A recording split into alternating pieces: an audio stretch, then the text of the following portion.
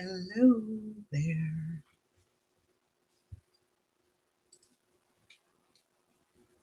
Hello, hello. I'll give people a minute since I did have it for another few minutes. Hey, Solo. Hey, Andy. Skivo. What's going on, lady? How are ya? This is going to be an interesting one. Since I had to sit in this rabbit hole all day, now you're all going to sit here with me, damn it. Oh, Miss Mia. Wendy H. Deborah. Yeah, so I don't know how many of you already know about this case, this situation. I don't know if I can't really call it a case, but a situation. Listen on my drive, I love you, Taste and Mooch. Hey, Gemini. Doodles. Everyone coming in.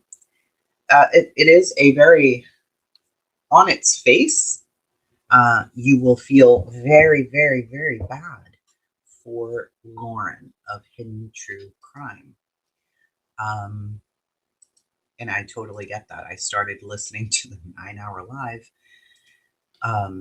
when I got up today, and I was like, okay, let's see what this is all about here. You know, this is terrible. She seems like the nicest lady ever, so let's just find out what's going on. And I mean, I've been watching Lauren for years, right? So I just figured, well, it's got to be something to this, right? And I mean, there is something to it, but I feel as though sometimes you've got to look deeper into things. And so I did.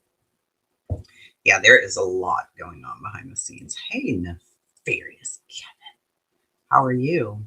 Haven't seen you in a while. Hey, Dukes. Grandma, Texas. So, yeah, I didn't really see it coming either. You know, she has a pretty good reputation in the true crime community. She's a very large YouTuber. She gained a lot of subs during the Vallow case and even more during Richard Allen's case. So she's a very large YouTuber. I have heard things behind the scenes from, you know, just people that I know and that I've met. Can you explain who these people are? I'm seeing this everywhere. Yes, of course. So we're going to get into the whole thing here. This lady here is named Lauren. Her and her husband have a true crime channel together called Hidden True Crime. She really made her name on YouTube by doing the Lori Vallow case as well as Delphi Richard Allen case. That I would say that those are definitely her biggest cases, right? And she came live last night and went live for all of this time, you know, nine hours. Well, we are going to play this lady here, who is an attorney, and we're going to go over the facts of the case. Okay.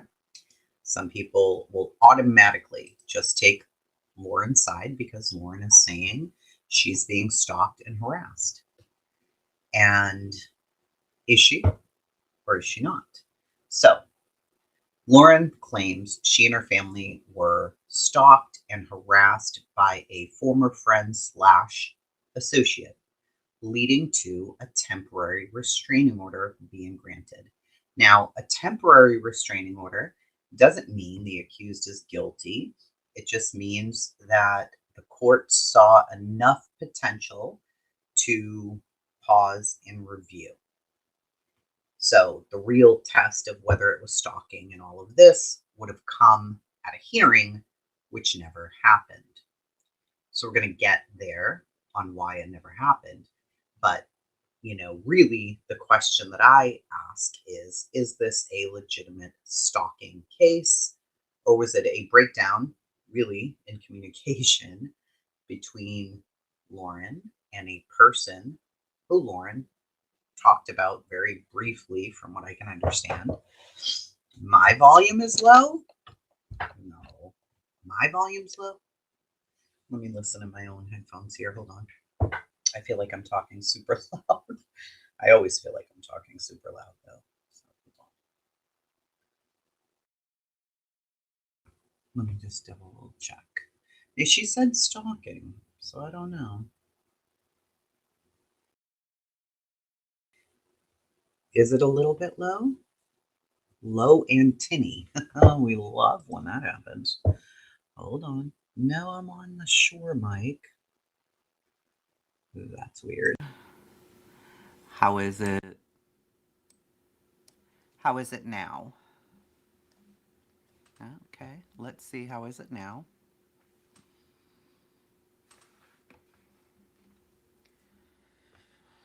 Got to get it right before we continue.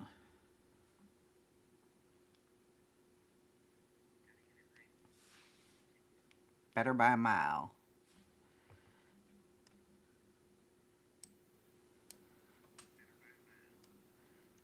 Let me turn off echo cancellation.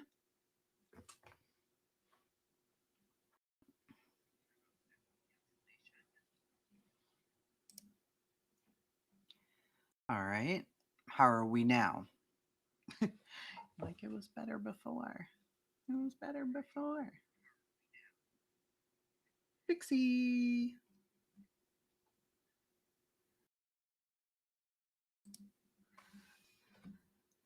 All right, we'll try the webcam microphone.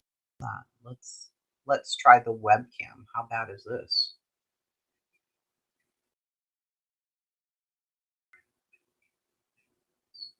Ooh, I don't like that.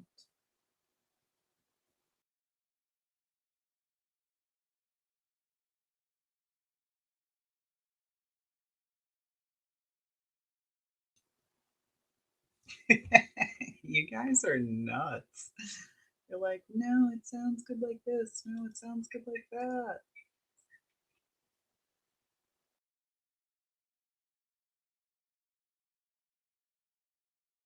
I think that's horrible.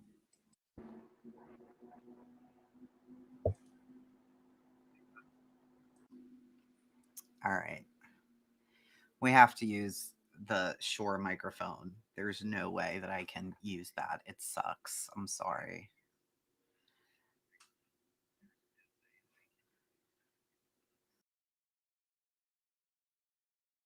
Keep it like this. All right. That's where we're keeping it because I tried it and that was terrible. I'll just talk a little louder. All right. So, the question I have for those who have watched, let me know. Have you watched the entire 9 hours? Yes or no? Receipts not yet shown on victims and cases she has covered. That's what I've heard. Louder. There you go. All right. You fell asleep? No. Okay. We're going to play a bit of it. I'll mute. Let's see if you guys can hear her fine.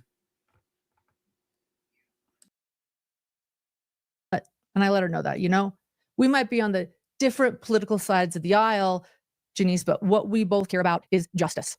And so we were friendly at the trial. Although I did notice while at that trial that she continued filming Larry and Kay Woodcock during vulnerable moments.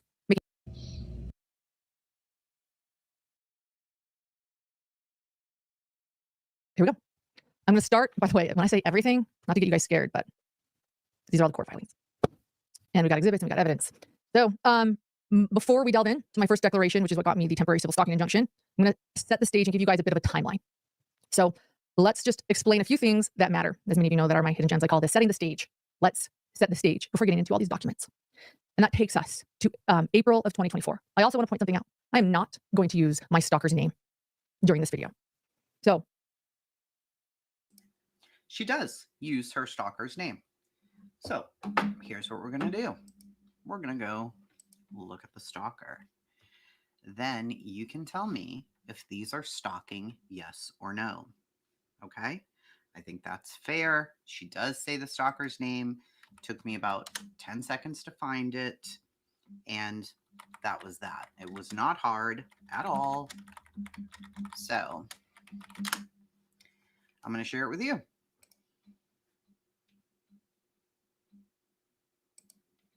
And you're going to tell me if this is stalking or not. Okay? I think that's fair. I don't like doing things half-assed. I don't like not having all of the information. I need to have all the information. And if we're not going to have all the information, then why do it? Okay? So here we go. Da, da, da, da, da, da. All right. Here are some of the videos, okay? We're not going to play them all. We're going to play some.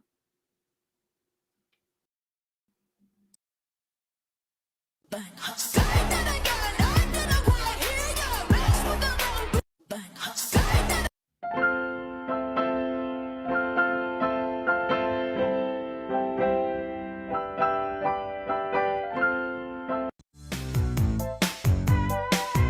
flag. Red flag. Red flag. Her best friend cut her off the second month of my friendship with her.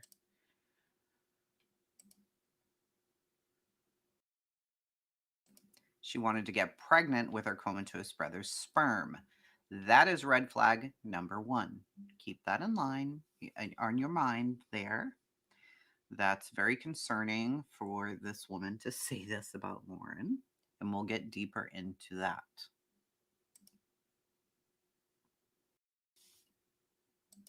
She lied even when the truth would have been easier. Okay. POV. You've made defending your friends your entire personality. When justice is one thing, you should always find. You got to saddle up your boys and you got to draw the line. When the smoke settles, we'll sing a victory tune. Okay? It's not just about the friends you've known forever. It's also about the ones you meet on a random Tuesday who show up and root for you. I guess I'm just jealous that after I confronted her about all of her lies, she immediately retreated back to her Airbnb, where she had her brother fire off a bunch of cease and desists. So, this is truly where it begins. Okay? Now, I need to know, is this, what you're about to see here, is this bullying? Based on this alone, not based on what you feel about Lauren, not based on how you feel about Lauren and John. I'm going to put the sound on, and you're going to hear it for yourself, and you're going to tell me if it's bullying. Confronted her about all of her lies, she immediately retreated back to her Airbnb where she had her brother fire off a bunch of cease and desist. I did not get one. Now, here's the kicker. Her brother is a licensed attorney in the state of Utah, sending out cease and desist letters with threats to people outside the state of Utah. That is a major ethical violation and potentially disbarment worthy. Even worse, the letters weren't based on anything those recipients actually did. Shockingly, they were all things our ex-friend had done. We have the receipts. To top it all off, her brother's law firm was hit recently with a scandal involving a man who is a felon filing legal filings under another man's license number. This law firm also hires our ex-friend's father, whose license was removed. He was completely disbarred in the state of Utah. That's a whole different story for a whole different day. But needless to say, all this stuff is insane. It's not just personal manipulation, but it's professional misconduct. I guess I'm just jealous that after I confronted her about all Thoughts?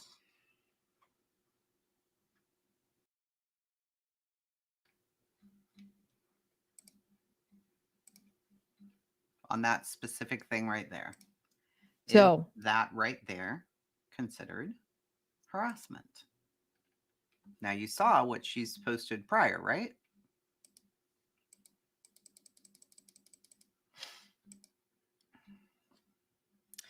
This began June 22nd.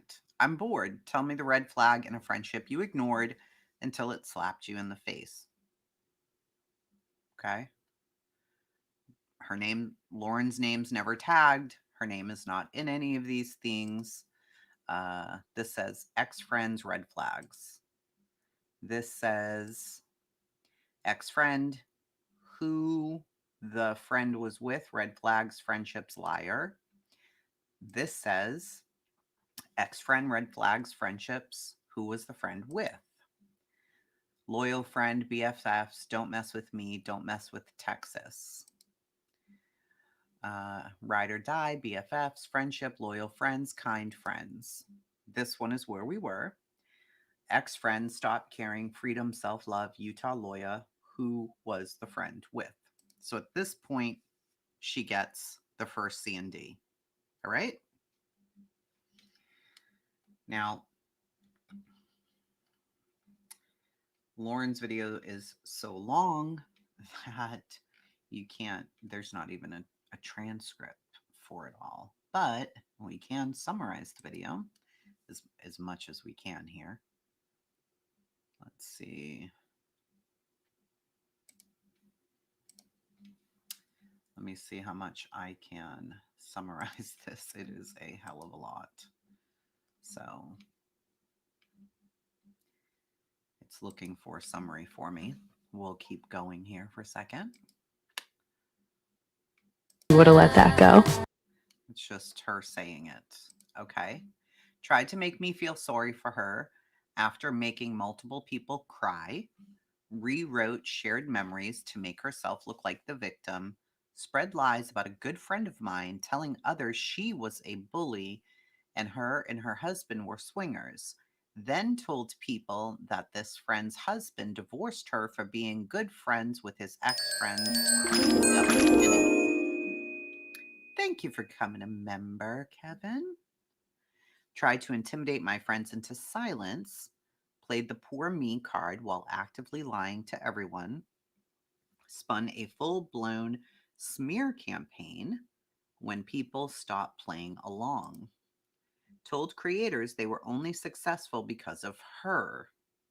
She said she was the one being harassed while secretly reporting us to the police. Sent cease and desist from her brother, a lawyer in a different state. Weaponized mental health to excuse manipulation. Turned mutual friends against each other to stay in control. Made a disturbing comment about extracting her brother's sperm.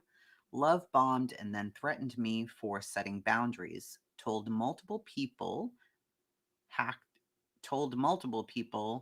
her accounts, made up fake events like someone poisoning donuts, showed me private texts from redacted sister like it was casual.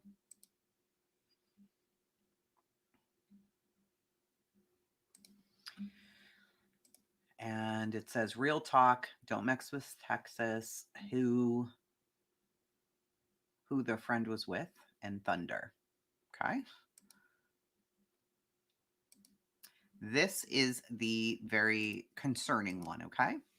And we're only right at the beginning of this. This is the mean girl. This is the girl who the temporary restraining order was put out on, okay? Find the area with cease and desist. All right. I'm going to play this so that you guys can hear it. Because said she wanted to get her brother's sperm extracted from his body, an egg, and have either herself or a surrogate carry the baby, and then she raised it as her own so that his posterity could live on.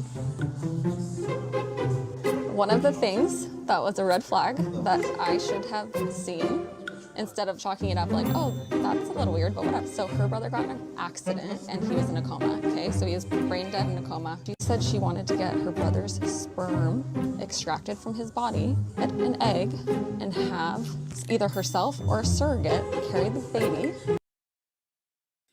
Okay, so I understand that that is a lot. And what Lauren does say in her 9-hour video is that, yes, her and her family did have to make some very, tough decisions. And one thing that they did discuss was potentially having a surgery done on her brother who had been in a very bad ATV accident in 2023 and perhaps taking and freezing his sperm. She clearly wasn't going to extract it herself. She said they did have discussions and it was a very simple procedure so that her brother could be a dad after he passed on. Okay, so there was that. I don't know. How would she be protecting her child's privacy? Her child is not involved in this situation, but we'll get there. We will get there. Okay. Again, the way that I do stuff might be a little bit different. I'm not just going to play Lauren's video all the way through. I believe that there's always 3 sides to every single story. And currently, my opinion is that Lauren didn't want their sides of this being told in a court of law in front of true crime, people like Law and Crime. That's my opinion so far. Okay, but let's keep going. This is way after the friendship was already over. The friendship was already over, okay? The universe will never give you peace in something you were never meant to settle in. Again, she's not tagged in any of these things. Not mad, not bothered, not moved. That's your character. You can change the image, but inside remains the same. Okay?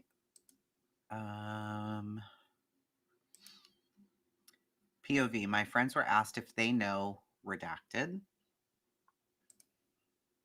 Like, you guys know her? Stop. Were you guys like... John Adams? I know him. That can't be. That's that little guy who spoke to me, although... She mocked families receiving help as if they were willingly exploiting themselves. So, as I dug into all of this today, there, according to these people here, as well as Reddit posts, things on Facebook, and things I have learned from another creator, Lauren, did have some issues with a few people, such as Analytics, who is the sister-in-law, ex-sister-in-law of Lori Vallow, right? Gigi from Pretty Lies and Alibis True Crime Channel. This is all alleged. So this girl here, this one, she's an artist. Lauren hired her to do some work for her. Lauren at Hidden True Crime hired her to do some work. They became friendly. She went on a business trip with some people, including her, and there were some issues, Lauren said privately that she thought this girl here was annoying. Now, she claims that's the only thing she said was, yes, she's annoying. When it's this serious to go to this level, I don't know how fucking true that is. Okay? I don't know how true this could be. I feel it had to have been something much, much more than her just texting another friend saying that this one was annoying for all of this to have happened. This is way too damn much, okay? Obviously you don't know the case law of the time. Okay. So we're just going through the mean girl first. Then we're going to go through the attorney. Then we're going to go through Lauren. Then we're going to look at some other research that I've done. So just hang in there with me if you're like, what the hell are you talking about right now? This, and hopefully my mods can help who are in here. This is the quote unquote mean girl. This is Christina. This is Lauren's ex-friend. She started this account here in June of 2025. She has an art account as well. Oh, goodness. Really? Thank you so much. A whole Facebook group go after Annie, Tylee's aunt. Why would that be? See, now I did hear this. In my research today, I did hear she went after Annie. And I've watched Annie since the beginning of the Vallow case, and I found her fascinating and extremely sweet. Yes, I did. I went down at like 7:30 this morning. See, and the way that I do stuff is, I mean, it annoys me as well. I can't just read one thing. I have to see every side to every single thing, or it will drive me crazy. I don't know if that's some kind of weird disorder, but, and even in liking Lauren, I said, no, I've got to see who this mean girl is. I have to know all the things. I've got to know. So Annie is wonderful. She is. Okay, Lori, did you also do a bunch of research? And you might have. I'm not saying that in a snarky, bitchy way. You may have. Have you read all the Reddit posts? Did you go to Facebook and read that stuff? Did you listen to the attorney's 2 different videos on what she's done to her and to other creators and what she was saying behind the scenes? Did you watch all of this lady's stuff? I'm just asking. I don't know. Maybe you have. But all right. Let's hear what happened here. I have an officer calling me. Spouting something is the law.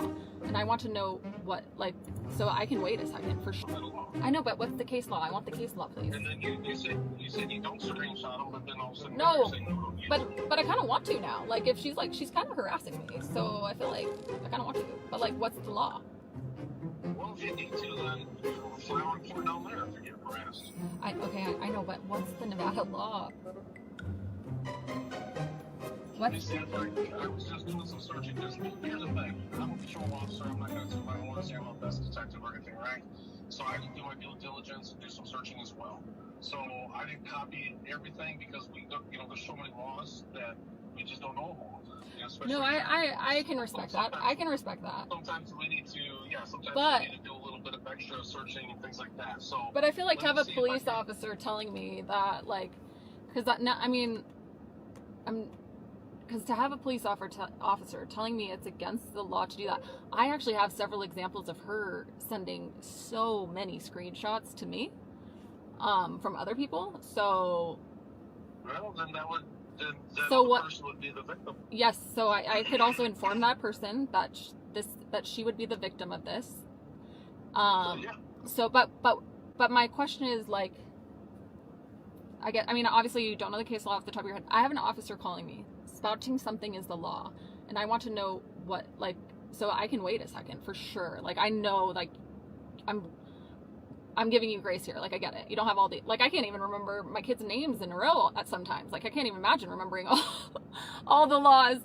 So I can wait a second for sure, but I definitely am curious. So this cop calls her and tells her she cannot post any screenshots. She can't post screenshots. And she's like, what? What are you talking about? Of course I can. Of course I can. And he's like, no, you can't. And she's like, okay, well, what's that law? There's no law. Of course you can. What? So, I mean, it was ridiculous, right? You can't call somebody and tell them, oh, you can't post screenshots. Cut it out. It's crazy, right? And again, still to this point, we're in July. She has not posted Lauren's name. Not at all. All right, here we go. It took me way too long to realize that almost everything this ex-friend told me was a lie. She had friends who ended their friendship with her 2 months into the start of my friendship with her. Afterwards, she would casually say things like, man, if my text messages between them were ever released, that would be bad. But you know how we all view things through our own lens? I brushed it off. I'd laugh and say, oh girl, I'm sure you have nothing to worry about. Because honestly, if my texts ever got released, they'd just expose how terrible I am at even reading or replying to texts. But here's the thing. What was she actually worried about? That involved other people, and until they're ready to share their side, I'm going to leave that part alone for now. Just know it was really bad. It was freaking bad. It was bad.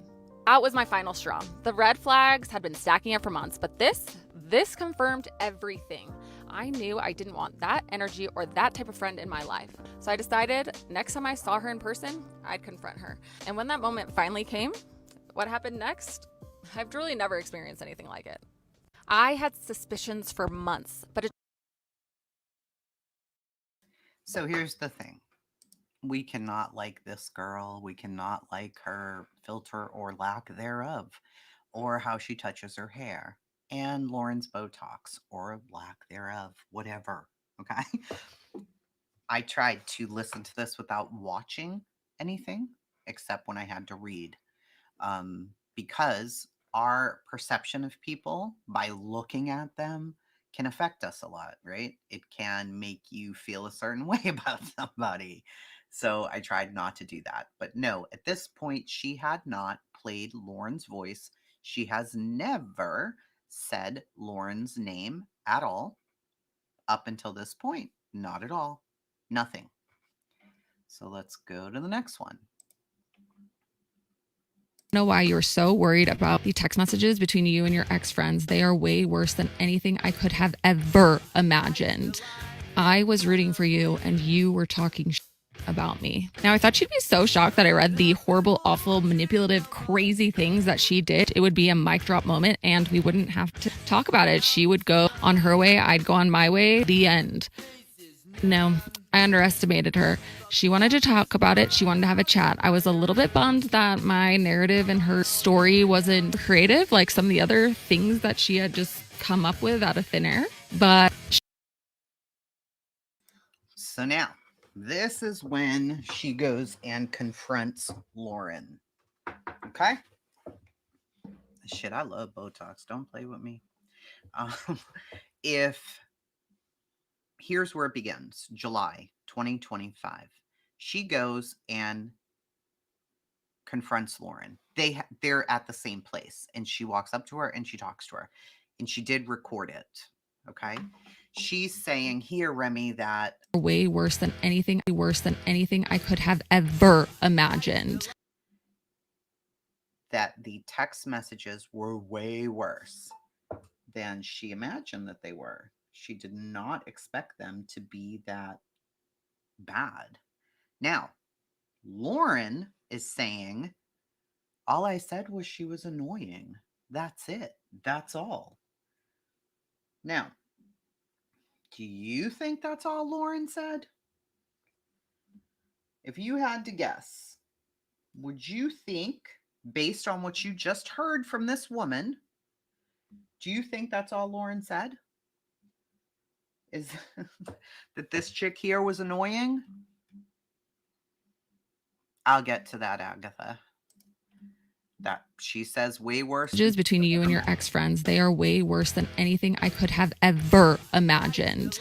I was rooting for you and you were talking about me. Now, I thought she'd be so shocked that I read the horrible, awful, manipulative, crazy things that she did. It would be a mic drop moment and we wouldn't have to talk about it. She would go on her way, I'd go on my way, the end.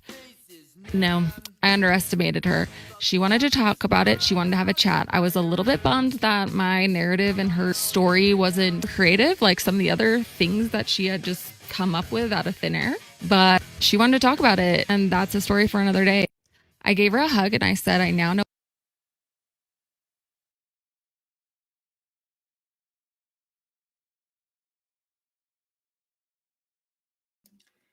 Okay, so I'd rather fight Mike Tyson than a woman scorned. Shane, yeah. All right. Someone sent me a screenshot that my ex-friend is about to attempt some damage control. Let's see here. Some damage control. And I'm giddy. Can't wait to see how she tries to spin this. She still has not said her name. This is now July 12th.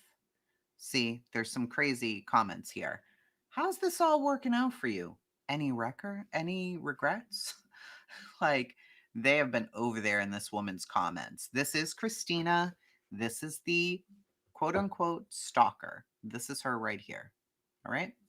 So, like I said, she wanted Let me mute.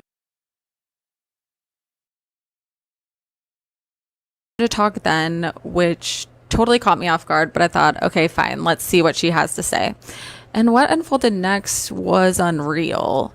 It was like watching someone trapped in their own maze of lies, spinning stories so fast she couldn't even keep up with herself. When one lie didn't land, she'd just pivot mid-sentence into a completely different one, like no shame, just constant spinning. And at one point, she literally started mumbling under her breath, having an entire conversation by herself while I was just standing there. Should have at least done your makeup, Jody. Gosh. Yeah, because and by the way, that started, they were, like, and I was like, would they do that to me? Anyway.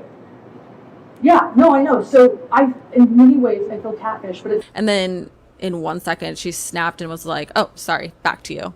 But back to you. And this is the part that killed me. She told me that we had to have that conversation right now because I kept repeating, you're in fight, flight, or freeze. Probably not the best time to talk. But she said, no, we have to talk now. My assistant is, quote, always with me. I'm never alone, unquote. Girl, no. I honestly think she just didn't want her assistant finding out what she'd done. So Okay. I don't think Lauren handles confrontation very well at all. I think it makes her panic and she's not quite sure how to handle it. How many followers does she have? On her other account, which is an art account, it's up over 50,000. This one doesn't have many at all. So we're at part 3. This one now has 410. When I started following her this morning, I didn't follow, but she had 280 subs. Okay. So that's where we were. 280. So we just watched that. Then there's this one. Now, here's where Lauren says it's clear that she's talking about Lauren. Now, because if you've watched it up until this, do you know that she's talking about Lauren? Could you have guessed who she was talking about? Yes, 280 subs. You don't make any money on TikTok. I mean, you have to have a certain number of watch hours. You have to have like 10,000 public view hour things. I mean, it's a lot. So there's no money in this at all. None. No. Up until now, from what you just heard, she has not played her voice. She started this 6/2 of 2025. What we just watched was on July 12th, and that's the first time she played her voice. So prior to that, would you have known who she was? Pixie, no. Lauren kept all of this completely private. Lauren's version of this story is, I met this woman here, Christina. We became friends. I hired her to do some work. We took a business trip, myself, my producer, Lindsay, another lady, and another lady, whatever. She was paying for some of their Airbnb, their food, etc. And everybody became tight. And one of them did not want to stay in the house with Lindsay or Christina or some bullshit, who knows, petty girl shit. And Lauren told the other girls that this girl was annoying and she found it difficult to work around her. That's it. That's Lauren's version. That's Lauren's version of all of this. Okay. But at the end of the day, they have to decide who they want to be. And this one decided to be a jackass. But at the end of the day, they have to decide who they want to be. And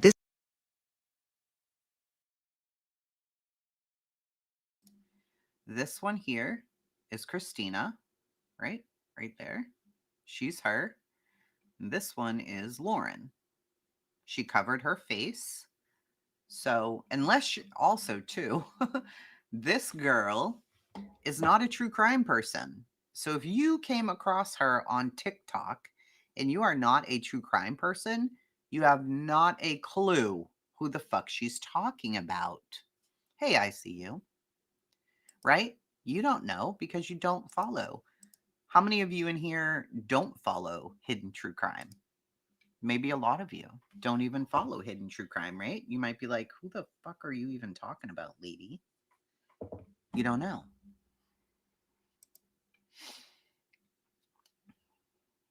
Whoops, you messed up. Turn around and then you got caught. Whoops, you messed up. Now you're crying about what you lost. You whoops, you messed up. Turn around and then you got caught. Whoops, you messed up. Now you're crying about what you lost. You I see you looking, you must like me or something. I see you stirring that gun. and I don't know.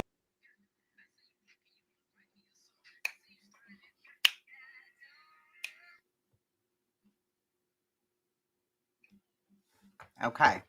So I put this on mute so we can read this.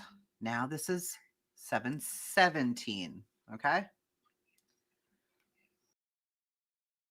Petty, being small-minded, focusing on trivial things just to stir drama. What I'm doing, not petty. I'm clarifying facts, sharing real experiences, and pushing back on harmful behavior. That's called accountability. Smear campaign. A smear campaign is coordinated effort to maliciously attack someone's reputation, usually by spreading lies or distorting the truth. That's not what this is. I'm not here to invent stories or tear anyone down out of spite. I'm here to speak truth and lay out facts that others have a right to know, and facts that affect more than just me. What I'm doing is setting the record straight and making sure I'm clear about my experiences without lies, without cruelty, without names. Accountability isn't petty. And speaking the truth, even when it's uncomfortable, isn't a smear campaign. Okay. So that's what she says on there. Still doesn't name her. Doesn't say her name, nothing.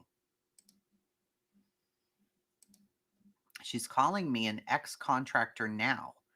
That's revisionist history. We were friends, period. She said she was a girl's girl.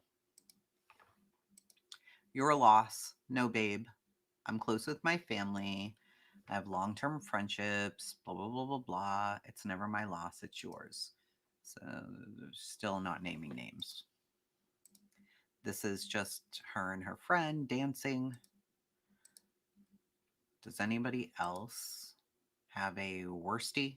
Somebody like you don't like? I don't hate them. I don't want anything like bad to happen to them. They're not my op. I just do not like them at all. But I've tried. You're the worst. There's no other way of explaining it. You're a worstie. Okay. Piece of advice. Never refriend a person who tried to destroy your character, your integrity, or your relationships. A snake sheds its skin to be a bigger snake. If others fall victim and walk away from you because of that, let them. Sooner or later, the snake will bite them too. Still no names dropped. Not at all.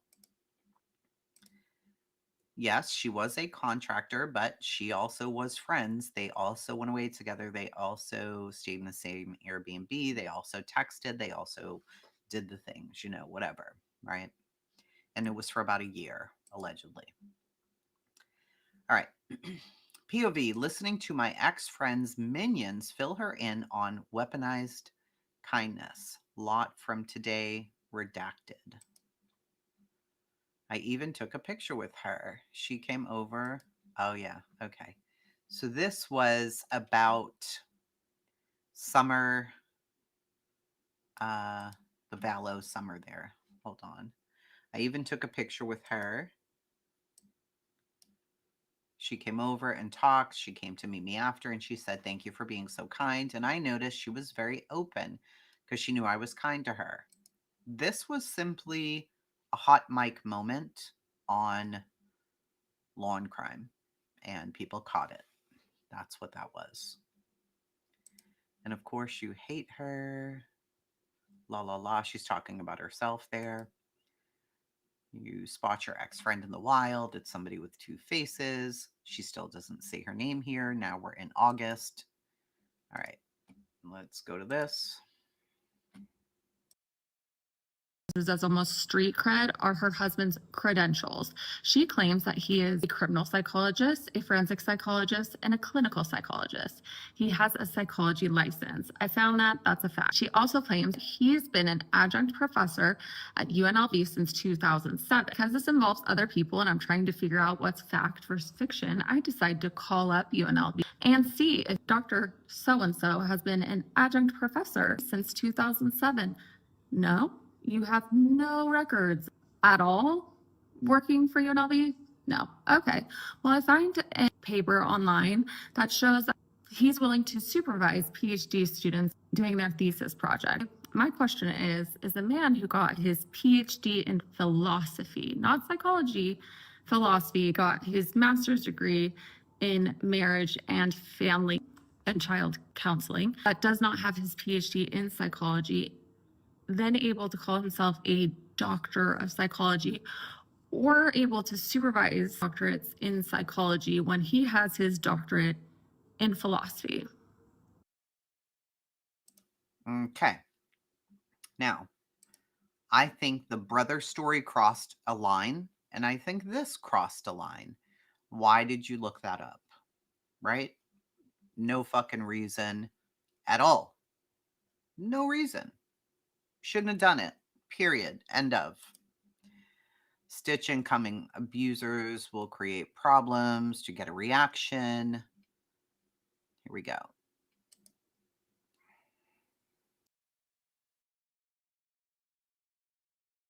And let's call her friend A cease and desist, and then walked right up to her to start talking. Friend A avoided her completely. They work in the same space, so overlap happens. But the rule friend A made was simple. If she talks to me, I will not speak to her back. One night, my friend, including friend A and others, are at a restaurant. They've been there for 2 hours. As they're about to wrap up their dinner and leave, ex-friend walks in and sits by the door with her assistant. It's a choose your own seating restaurant, and she chose to sit by the exit. A friend of mine, let's call her friend B, walks out of the bathroom and sees ex-friend and says to her, "Do not talk to friend A. You sent her a cease and desist, full of lies, by the way, and she does not want to talk to you." Friend B then walks away. Of course, ex-friend is like, "Oh, she can fight her own battles." Well, duh, she can fight her own battles, but you sent her freaking cease and desist full of untrue claims. So you're making others fight her battle. Okay? Okay. Hours later, my ex-friend goes to the police claiming my friends were stalking her, even though my friends had been at that restaurant first. For multiple hours had been at that restaurant first. It's like calling 911 on someone for being in the same room you just walked into. That's how unhinged this ex-friend is. I know that abusers will often create problems to get a reaction so that you look like the problem or that they look like the solution. Yes. So that is a really interesting. Abusers will often create problems to get a reaction so that you look like the problem. She sent my... So what do you think of that? Now we know Lauren does say this. She does go over this. She says that they basically stalked her in a restaurant, but they were there first. So we're going to go over to that here.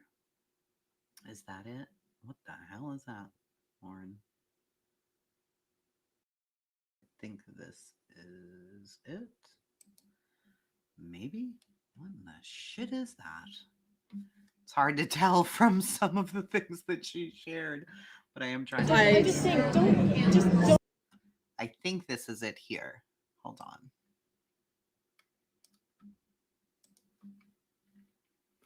Let me know if you can hear this, okay? Hold on. I was asking about a seat. I walked away. You said Lindsay. You said Lindsay. Lindsay. Is anyone sitting here? Don't talk to her. Lindsay's in her 30s. She can talk to her. Lindsay's in her 30s. Don't talk to her. Lindsay can talk. I'm not talking to you. Lindsay doesn't want to talk to her. She sent her a cease and desist letter. Why wouldn't Lindsay talk to her? The cease and desist is nothing with Christina, and the police calling Christina. I didn't request that. I can't hear someone, you. Just stay away. Someone that Stay away. Just stop acting like nothing happened, that you haven't done anything. I haven't done anything, and I will stand by that forever.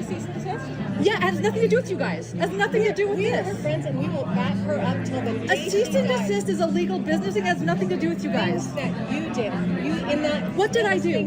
You accused her of things you did. What did I do? You sent her cease and desist, and then What did I do?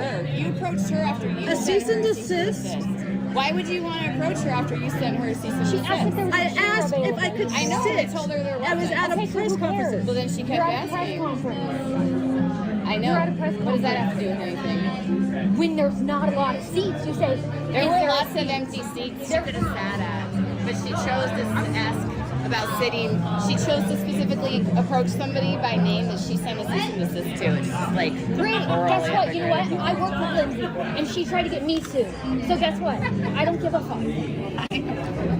I don't know you. Well, you know me. You don't know me well. I have your phone number because I wanted to get eyelash extensions, but we've never hung out. No, I don't know you. So could you please get away from our table because you're making me uncomfortable. I don't know you. I don't know why you guys approached us.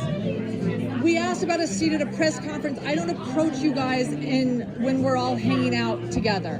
We don't all hang out together. You guys, I know. So you're approaching me while I'm trying to have dinner. I approached you at a press conference about a seat. Could you please? She's bothering us. Could you tell her to leave us alone? I don't know her. I've never communicated with her. Sorry, Uchi, I don't know why that's not up yet, but at least we got the back out. So we'll probably play that video later because I want to point out a few more things about it. And, watching it for the first time might be confusing.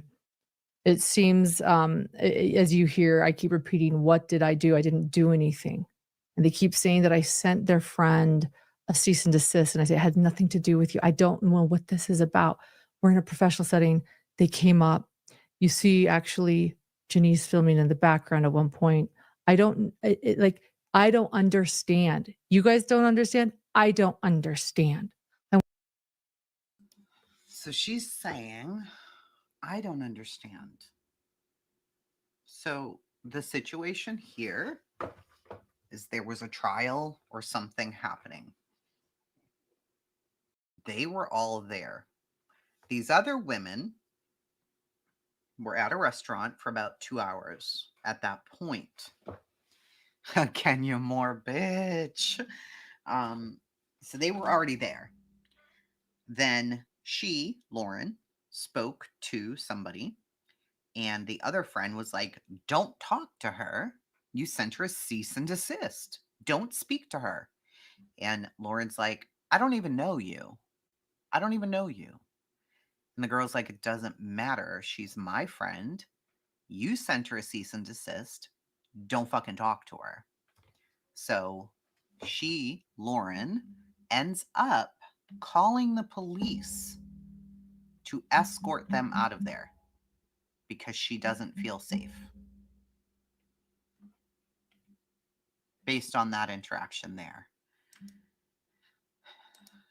That's what she just told us about, okay? This person says, well, I just saw the video of this encounter, and yeah, no, that's not how it meant.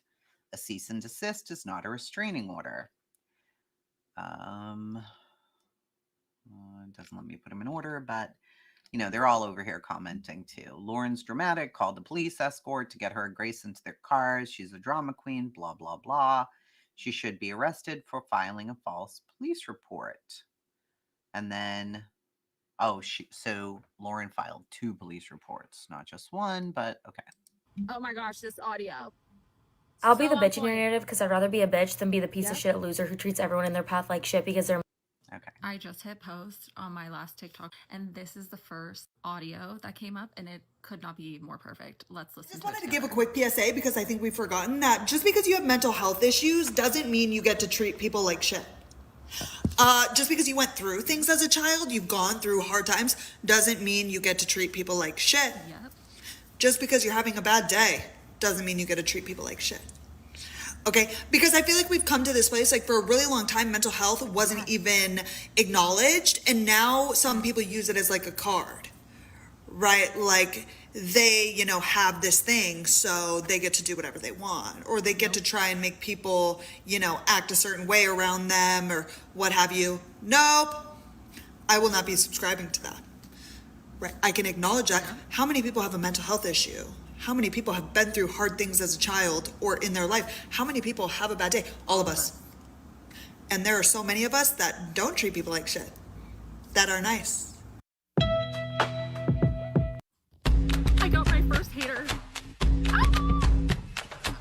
First hater. Here's the deal. Therapy and healing has like led me to the point where I can be the face of like outing this bad behavior because my feelings were hurt, but this person hurt my friends.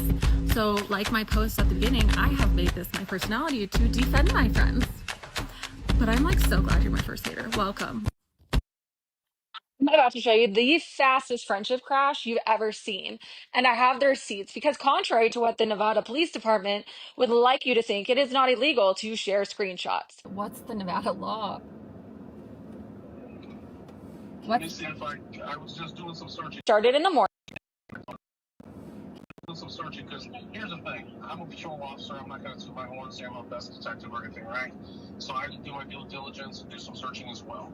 So I didn't copy everything because we, you know, there's so many laws that we just don't know about. You know? It started in the morning.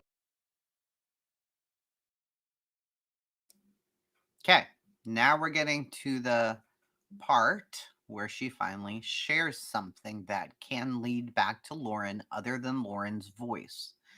The Nevada police had called Christina and said, you cannot share screenshots. She's like, that absolutely isn't a lie. I mean, isn't a law. You clearly don't know the law because I can. And so he's like, no, you can't. And she says, okay, if you can find the law, call me and just fucking let me know because this is ridiculous. Well, this is from her, from Lauren. I love you and I'm sorry. Thank you for talking to me. I have a lot to process about myself and my actions. After I confronted her about all of her lies, love, apologies, self-reflection. Barely an hour later, full-on love bombing. Everything I love about you is real and sincere. Everything I judged you for before I gave you a chance, I was wrong. Unfortunately, you can't erase words and they hurt. I'll forever regret the things I said and thought, but the truth is, I defend you to the moon and back forever, and I do. But I realize it will take a long time to earn your trust if I ever earn it again. And if I don't, I understand. I was so wrong. But know that no matter where our paths lead in life, I'll love you forever, defend you, etc. Okay? That's from Lauren to the stalker, Christina. I'm their ride or die, the best person they know. And then that night, out of nowhere, boom, I'm accused. April 9th. Hey, Christina, I would appreciate you not talk about our private conversation, which you described as vulnerable with other people. I have done this for you, yet I'm already getting calls about things I said to you in confidence, and I feel threatened. Do not screenshot or share private conversations that are meant to be private. Do not share things I've said to you in private because they're considered private. And I reiterate, this is becoming threatening.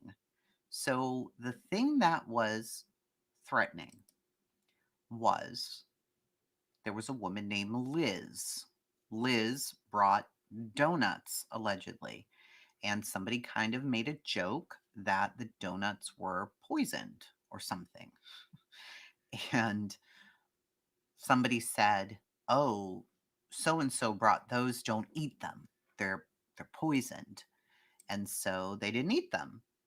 So Christina here speaks to Liz after speaking to Lauren of Hidden True Crime, and says, yeah, she didn't even remember who you were. She didn't remember the name Liz or the poisoned donuts.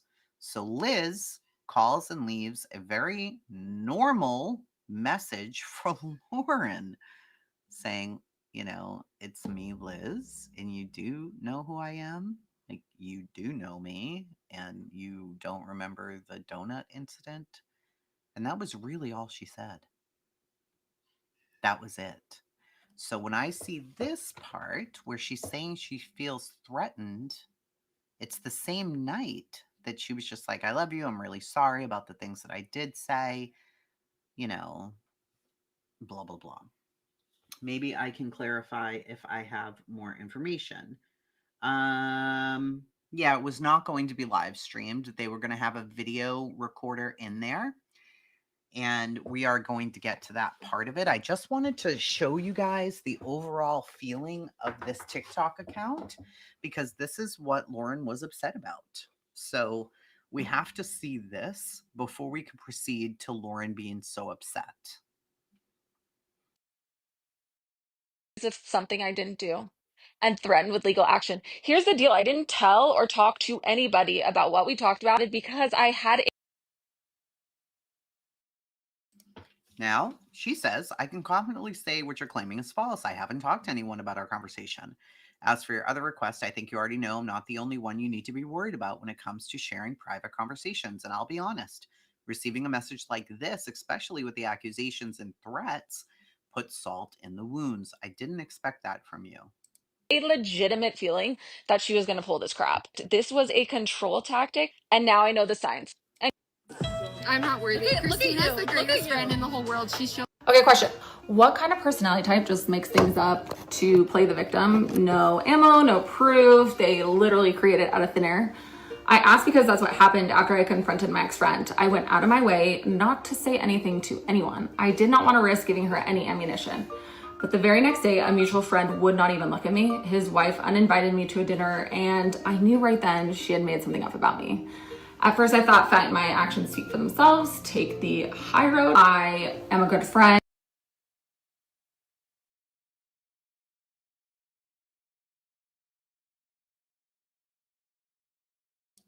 Somebody asked if we had the Liz voicemail. We do.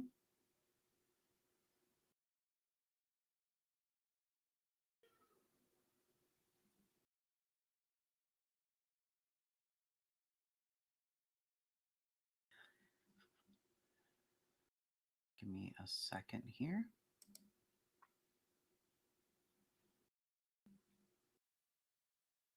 Friendship crash you've ever seen. And I have their receipts because contrary to what the Nevada Police Department would like you to think, it is not illegal to share screenshots. What's the Nevada law? You see, like, I was just doing some searching because here's the thing. I'm a patrol officer. I'm not going to say my own best detective or anything, right? So I do my due diligence and do some searching as well. So I didn't copy everything because we don't, there's so many laws that we just don't know. It started in the morning after I confronted her about all of her lies. Love, apologies, self-reflection. Barely an hour later, full on love bombing. I'm their ride or die, the best person they know. And then that night, out of nowhere, boom, I'm accused of something I didn't do and threatened with legal action. Here's the deal. I didn't tell or talk to anybody about what we talked about it because I had a legitimate feeling that she was going to pull this crap. This was a control tactic, and now I know the signs. And you do too. So there you go, continuing showing what I've done. A fastest friendship crash ever, you guys. I'm not ashamed of that text. Okay. By the way, the police officer made sure to state the laws in his police report that he didn't answer to her on the phone. After that date, August 13th, she has continued posting more social media videos about me. Presently, she has posted over 50 TikToks and 33 Instagram posts about me. She continues to share my voice, my photos, and she uses search engine optimization on these platforms using a hashtag Lauren Matthias. So if you look at my name, her videos come up. That is not true. From everything that I can find, and I this is why I'm bringing this to you guys. And I'm confident and I stand. Her name has never been hashtagged unless she went in and removed all the hashtags. I have no idea. Her name has never once been used. Her hashtag has not been used. Her voice has been played twice. Once from body cam footage, once from them both recording during the C&D. Lauren recorded, and whoever else, I don't know which friend, the one who got the cease and desist, recorded. So that was shown, and then that's it. That's it. So, I don't know. I don't know. And by my words, actions, and behavior. But then I realized she didn't need real ammo. She would manufacture it out of nothing, just flip the story and make herself the victim. That's very interesting, Catalina. You think all of her posts combined constitute stalking? I mean, that is interesting. I don't know. I guess the way that it seems to me, and I don't want to be insulting to Lauren either or to this woman, but this all seems extremely childish. Now, is it going to get much more serious than just these TikToks? Yes. In some ways it does. But does it get serious to the point of any of these TikToks being stalking? No. No. I've seen 50 times worse in this community here. Not saying that makes it right, but this is like very petty. You talked bad about me. You're a fake friend. You're a phony.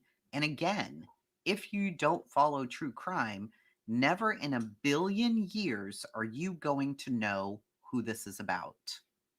Now, we've got to think about parasocial relationships. Do you know Lauren as a friend, as a person? Or do you know Lauren hidden true crime, right? We've got to really think about that for a second. The Lauren we see on our computer screens, okay, she seems very nice. Very nice. I watched all of Lauren's video, every bit of it. And at this point right now in my research, I feel as though this was canceled, the permanent restraining order, protective order, because she didn't want the other part of all of this to come out. Whatever that might be. I don't know. So let's just keep going, because if you haven't heard both sides, then you really don't know. We can like Lauren all day, every day, but you don't know her as a human being, right? You haven't had dinner with her. You didn't sleep in an Airbnb with her like this lady did. You didn't have text messages with her or phone calls.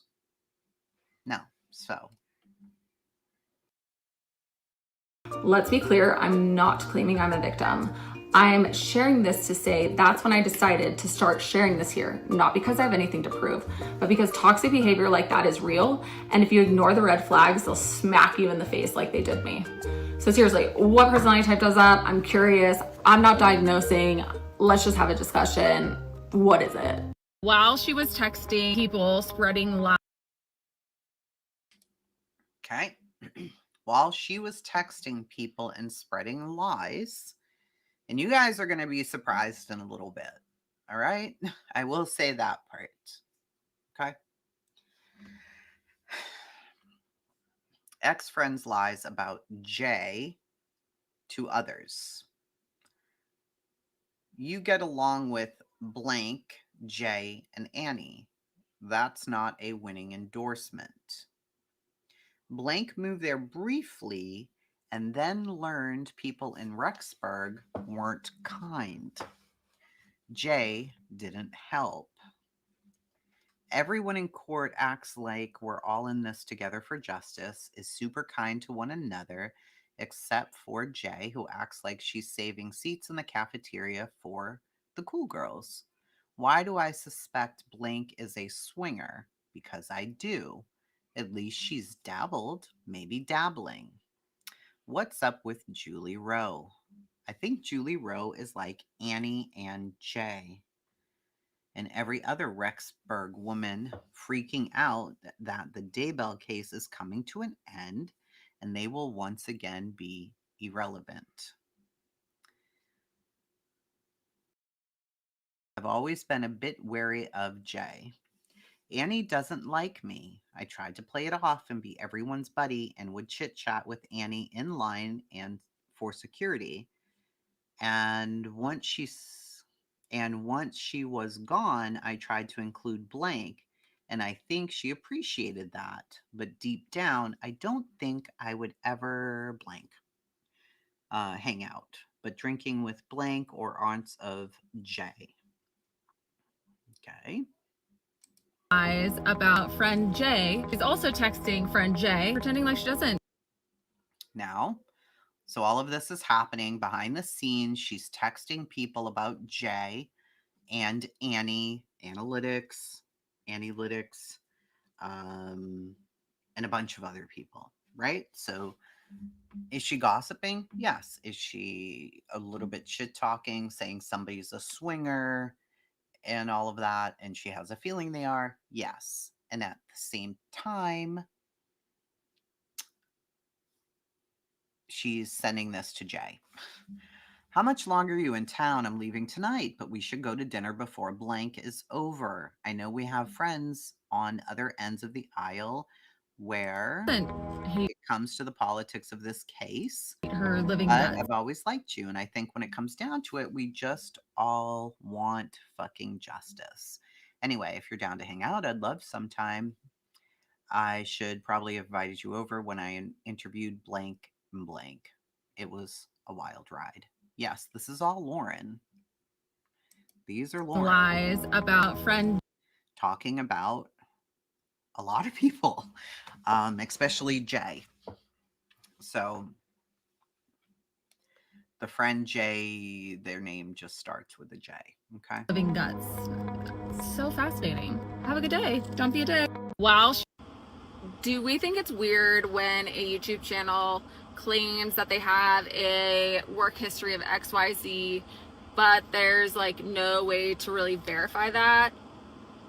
They don't have a LinkedIn. Neither person has a LinkedIn.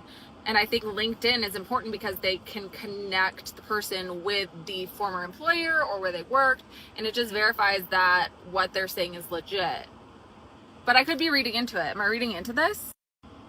Do we? Every girl I ever talked to told me you were bad news. You called them crazy. God, I hate the way I... Let's be very clear. My friendship with her lasted over a year. I knew it was over long before I was able to tell her in person. Hold on, my husband's calling. 1 second.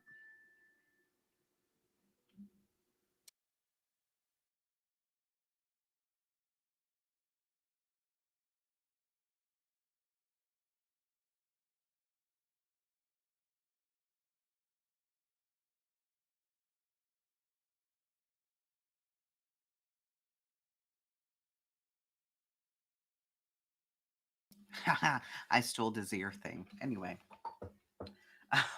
It was over long before I was able to tell her in person. In yet that year, though, I did believe what she had to say about a lot of people. The ex-friends she had, the in-laws who cut her off, the litany of people in her industry that she would talk about and warn were narcissists or histrionic. When it comes down to it, I was her friend. It was a friendship. And why wouldn't someone believe someone who seemed genuine, so convincing? I mean, from the second dinner, a few other friends that I had with her, she was willing to tell us about some friends of hers who were acting crazy. It was so convincing. Those friends ended their friendship with her 2 months later, and me and friend A and B would a year later. But man, her ability to make it seem like the first ex-friends were crazy and irrational was wild. I went through some of those messages and I believed what she said about them acting how she said that they were acting. She fully convinced us it was because she was growing in her business and they were jealous. She also hated that we were friends with Jay and tried to sabotage that. Meanwhile, these amazing humans are nothing like what ex-friend wanted us to believe. And again, like I said in the second to last video, her loss is not just my gain, but all the other people she's lost along the journey because of her shady as fuck actions. And I mean gain like bring joy are battery fillers, not drainers. They're great humans and they deserved better.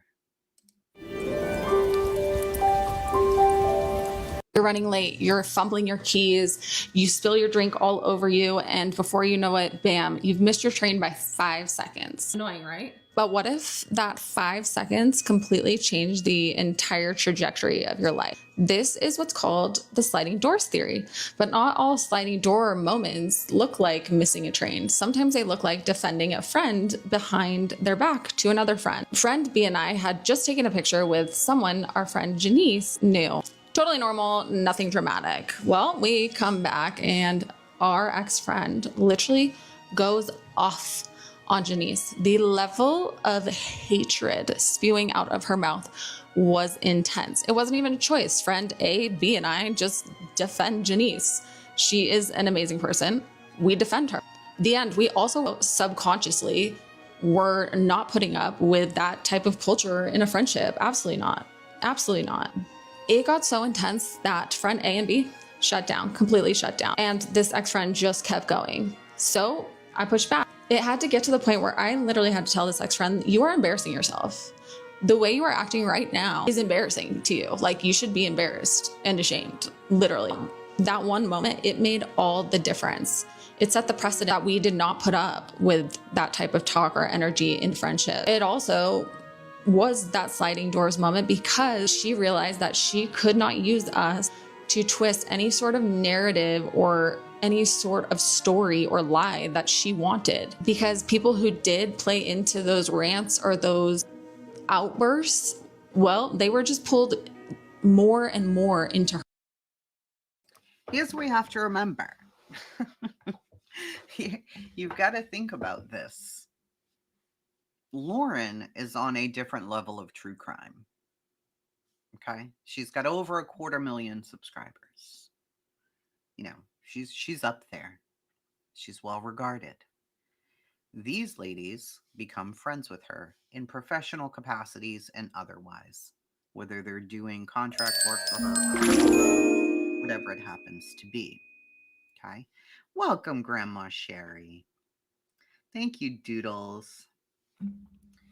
They become friends with her, and when they do that, they see a whole different side to her. She's gossiping, she's backbiting, she's talking badly about other people in the industry, people who are respected, people who they may have looked up to or looked at as, you know, good YouTubers, good podcasters, good journalists, and regular friends. So she's doing all of this and they're looking at each other like, what in the actual hell is going on here? So while Christina may seem immature, so is Lauren. You know, that's why they're outing this stuff. They're like, wait a minute, you were friends with us. You were friends with Janice, who I believe is Jay. You were friends with some of the victims' families in these cases, and you were friends with other journalists, podcasters, and YouTubers. Yet you were totally tearing them apart to us. And then when anybody argues back, you get cease and desist orders on them. And that was driving people fucking crazy. How dare you do these things and then get a cease and desist on other people? You know, that's what they were upset about.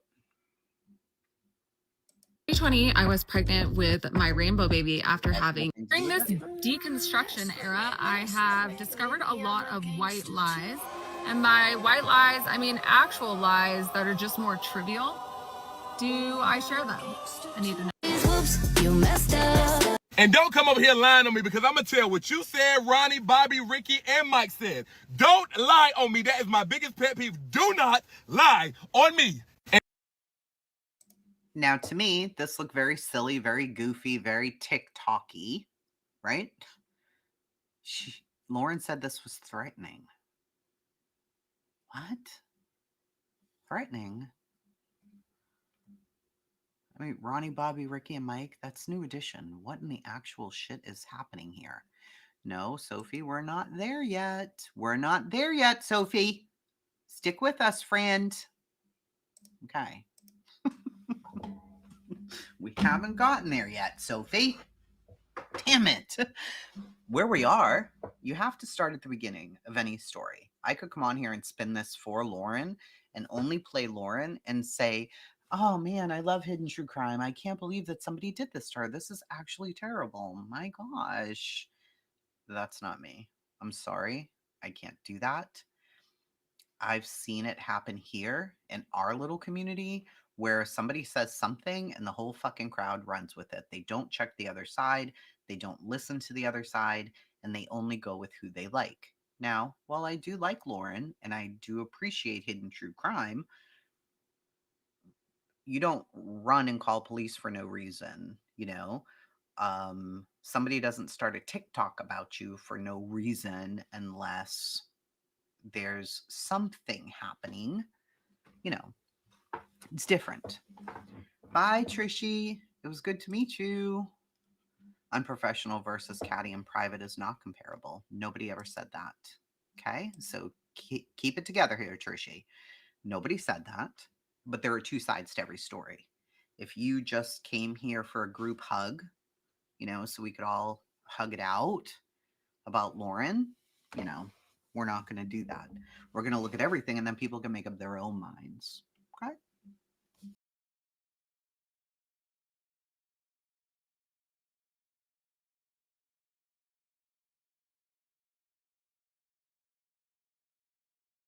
That this was a threat, this here.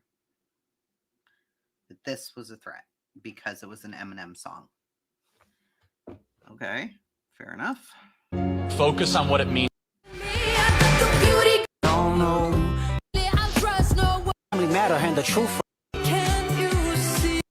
It is not gossip to tell the truth about your own lived experience. It is not gossip to use your voice to create understanding, protect others, or make sense of something you never chose to be part of. When misinformation or fear tries to quiet honest people, speaking truthfully isn't defiance, it's integrity. Gossip is rooted in speculation and malice. Truth-telling is rooted in clarity, courage, and care. It was so small, I almost gaslit myself into not noticing it.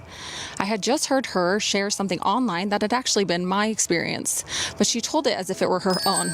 It wasn't something I needed credit for, and honestly, it wasn't even that big of a deal. But later, when it was just the two of us in the car, she told the exact same story to her husband, still making it sound like it was her experience. Something in that moment felt off. My body reacted before my mind could catch up.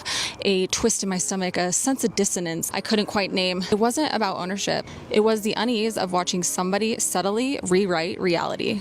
That moment lingered. I replayed it in my mind, wondering if I was reading it right, if I was not extending enough benefit of the doubt. But the more I thought about it, the more clear it became. It wasn't some unhealed part of me being triggered. It was objectively messed up. I wish I could say that was the moment everything clicked, but it wasn't.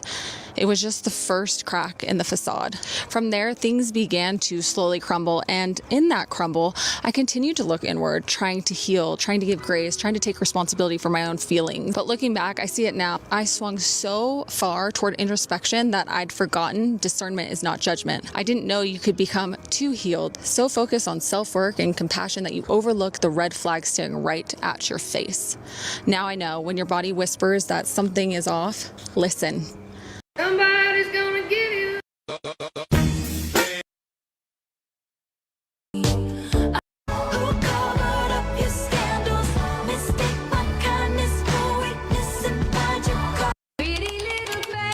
Here's today's date, October 7th. I am wearing this Lonely Ghost Touch Bros collab sweatshirt, and I am going to make a prediction. I'm not going to post my prediction now, but I'm going to record it now.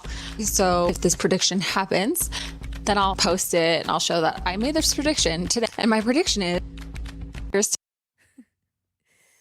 I mean, obviously you don't know the case law off the top of your head. I have an officer calling me.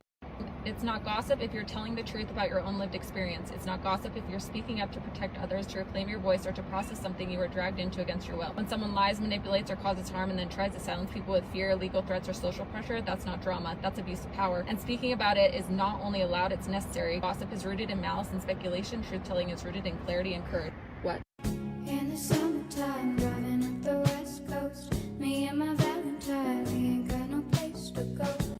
In the summertime, The last video I asked, like, what kind of person. And that is the end of the TikToks. Okay? So, there are all the TikToks. Now you've seen them. You've seen every one of them. Her voice is played 2 times. 2. Police are called 2 times. And 5 screenshots are released. No names are ever given. Not one time. Not ever. Not ever. Okay? Again, if you don't know, then you don't know. You just don't know who the hell that is. All right? So, before we can get to Lauren, we've got to go somewhere else. Yes, that is all that's been posted. Yes. Yes. Yes. And I know that you're like, what the hell are you talking about? That's impossible. No, I'm not joking. This lady wrote a book. She's also an attorney. She has a channel called Chasing Justice, because what else would it be fucking called? Not that I could tell, Gavel. I counted them up. She said that there were around 50. That's about what I found. They're very brief. You can't really tell either, but I don't know. I don't know. And I can say that anything Lauren played last night, I was easily able to find on here. And you don't have to be a fan, but she does explain what happened to her when it came to Lori. So we're going to listen, because you have to have all sides. Usually try not to really script these because I don't like to listen to scripted stuff, but I am going to kind of rely on my notes and a bit of scripting to tell this whole story.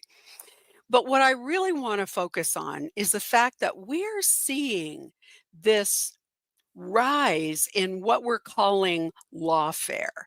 That's people using the law for like a weapon, for warfare. And we're seeing it more and more in the YouTube and podcast space.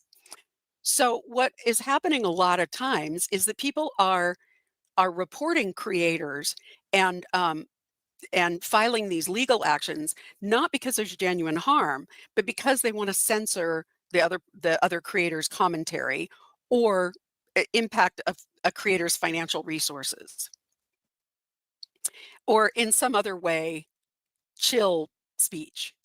So some of the things that people are using are civil harassment orders, and we're going to hear about that tonight. People are filing these meritless harassment claims and stalking claims purely based on the fact that a creator mentioned them in their coverage or said something critical or unflattering about them. They're also making false police reports or misusing police reports, exaggerating things to back up and to support getting these harassment civil stalking orders. And they're also swatting.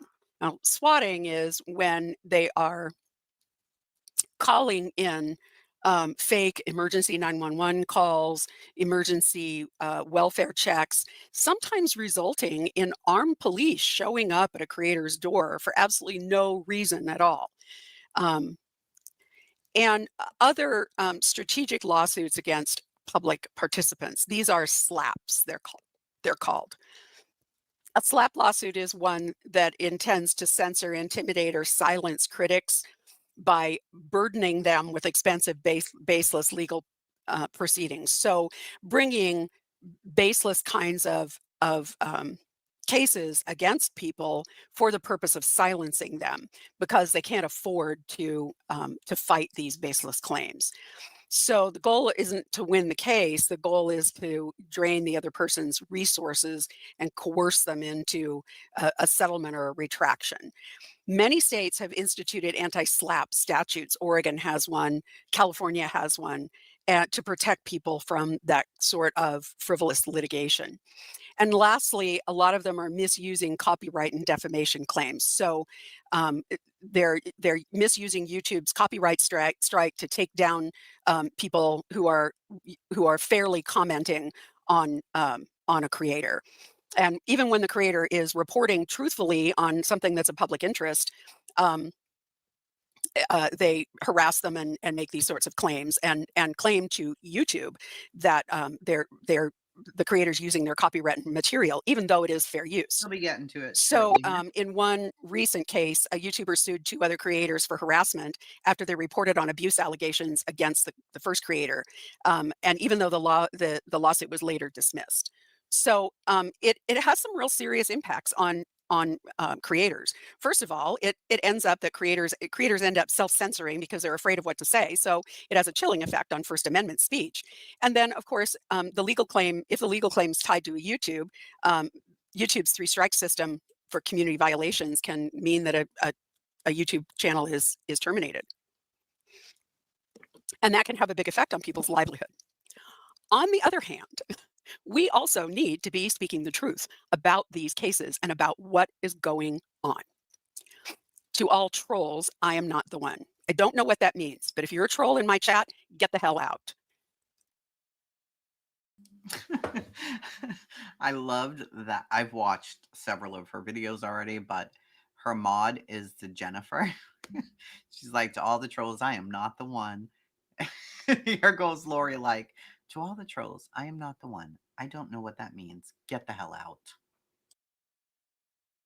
Because we don't tolerate it. And as lovely Melanie Little says, that will earn you a permanent trip to Block Island. I'm telling y'all right now, I'm going to be talking about this stuff. I am going to be talking and naming names. If you don't like it, get the hell out of my chat. I'm tired of this. I'm tired of people weaponizing the law in order to claim that they're the victims.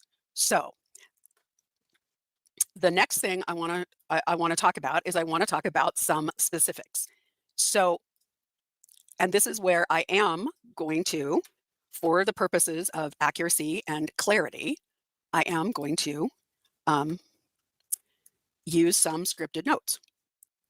So I'm kind of rearranging my screen here so I can see more than one thing at a time.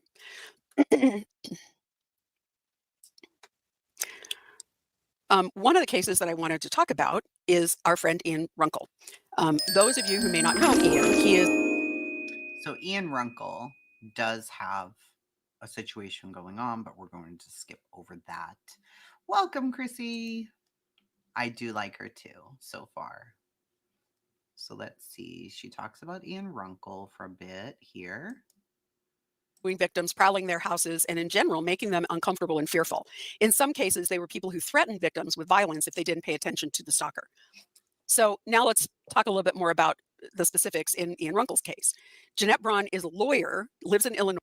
I'm an old woman and I'll whoop your ass. So now what? And bills herself as somebody who represents creators and influencers. She talks about copyright work and copyright strikes and gives people advice about fair use and all of those sorts of things. So she drew substantial criticism from many other lawyers on YouTube and on TikTok when she represented a woman called Lauren Propson. Now, all these names, everything I'm telling you is in the public record. I am not outing anybody. I am not disclosing anything that is confidential or is outside of what is in the public record. So Lauren Propson had a channel called Lauren the Mortician. And he had opinions about whether Jeanette was doing a good job, and that Runkle was harassing and surveilling her because he lives in Canada and have other ramifications. You know, oftentimes in these Canada, nonetheless, it's trying to use these same tactics. Remember, I'm only telling my side of what I experienced and what I know. We've been dancing around this for a long time, but I'm going to tell you what's in the public record and what I experienced. A couple of weeks before CrimeCon, a woman named Christina MacArthur reached out to me. She told me that she'd been a friend of Lauren Matthias of Hidden True Crime. They were friends for about a year, and over that year, she started seeing some red flags about how Lauren treated former friends and associates, including me. Christina had started posting TikTok videos in which she talked about how a friend had turned out to be toxic. Most of the videos didn't identify Lauren by name. One had a recording of her voice, and one was video of Lauren caught during a hot mic moment outside the courthouse. Girl, bye. Girl, bye. I mean, if you've watched it all, then why are you here? If you've already listened to everything and you already knew whose side you were on, I mean, okay, bye now. Okay. So as we're getting into this here, she's an author. You see the book behind her head, Children of Darkness and Light, I believe it says. She's going to explain exactly what happened with them, okay? And she's going to say what happened at CrimeCon as well, all right? She did say that she handed it out, but she's really going to clarify that information here. Yeah, we're definitely not biased here. If you're going to be here, you need to have an open mind. You need to want to hear all sides of a situation. You can be on anybody's side that you want to, but don't try to shove it down anybody's throat. It's just not going to happen. We're going to listen to both sides. People can come to their conclusion at the end, or if you have done all the research, I'm willing to hear your opinion on stuff. But there's nothing I hate worse than somebody trying to tell me their opinion and they're like, yeah, I just listened to Lauren. That's it. That's all I did. Well, okay. Unless you know her in real life, then you haven't really done any research and you're probably not my kind of people. Okay, thanks. Bye. About how Lauren treated former friends and associates, including me. Christina had started posting TikTok videos in which she talked about CrimeCon, a woman named. Now let's talk about someone else who is trying to use these same tactics. Remember, I'm only telling my side of what I experienced and what I know. We've been dancing around this for a long time, but I'm going to tell you what's in the public record and what I experienced. A couple of weeks before CrimeCon, a woman named Christina MacArthur reached out to me. She told me that she'd been a friend of Lauren Matthias of Hidden True Crime. They were friends for about a year, and over that year, she started seeing some red flags about how Lauren treated former friends and associates, including me. Christina had started posting TikTok videos in which she talked about how a friend had turned out to be toxic. Most of the videos didn't identify Lauren by name. One had a recording of her voice, and one was video of Lauren caught during a hot mic moment outside a courthouse. I had nothing to do with the making of any of those videos. So Christina told me she and several other people who were former friends of Lauren's were going to be going to CrimeCon. And they were telling me that they felt bad about the way that they had rallied to Lauren's side and taken as gospel all of the things that Lauren was saying about me. And they were kind of apologetic about it. And so we chatted. I think I talked to Christina once on the telephone and a few DMs exchanged. And so we were both going to CrimeCon, and she said she wanted to meet me. So Christina and I met the first evening that I got there. And when I got there, she told me that Lauren had filed a stalking order against her in Utah. Now, Christina lives in Utah. Lauren does not live in Utah. Christina lives in Utah. Lauren went to Utah and swore out a stalking order complaint against Christina.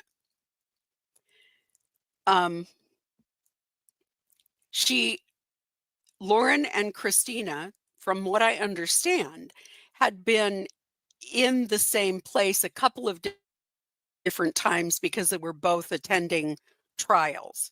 But other than that, they don't live close by and they don't socialize anymore. So she told me that Lauren had filed for a stalking order and that they had attempted to serve her at her home, but she wasn't home.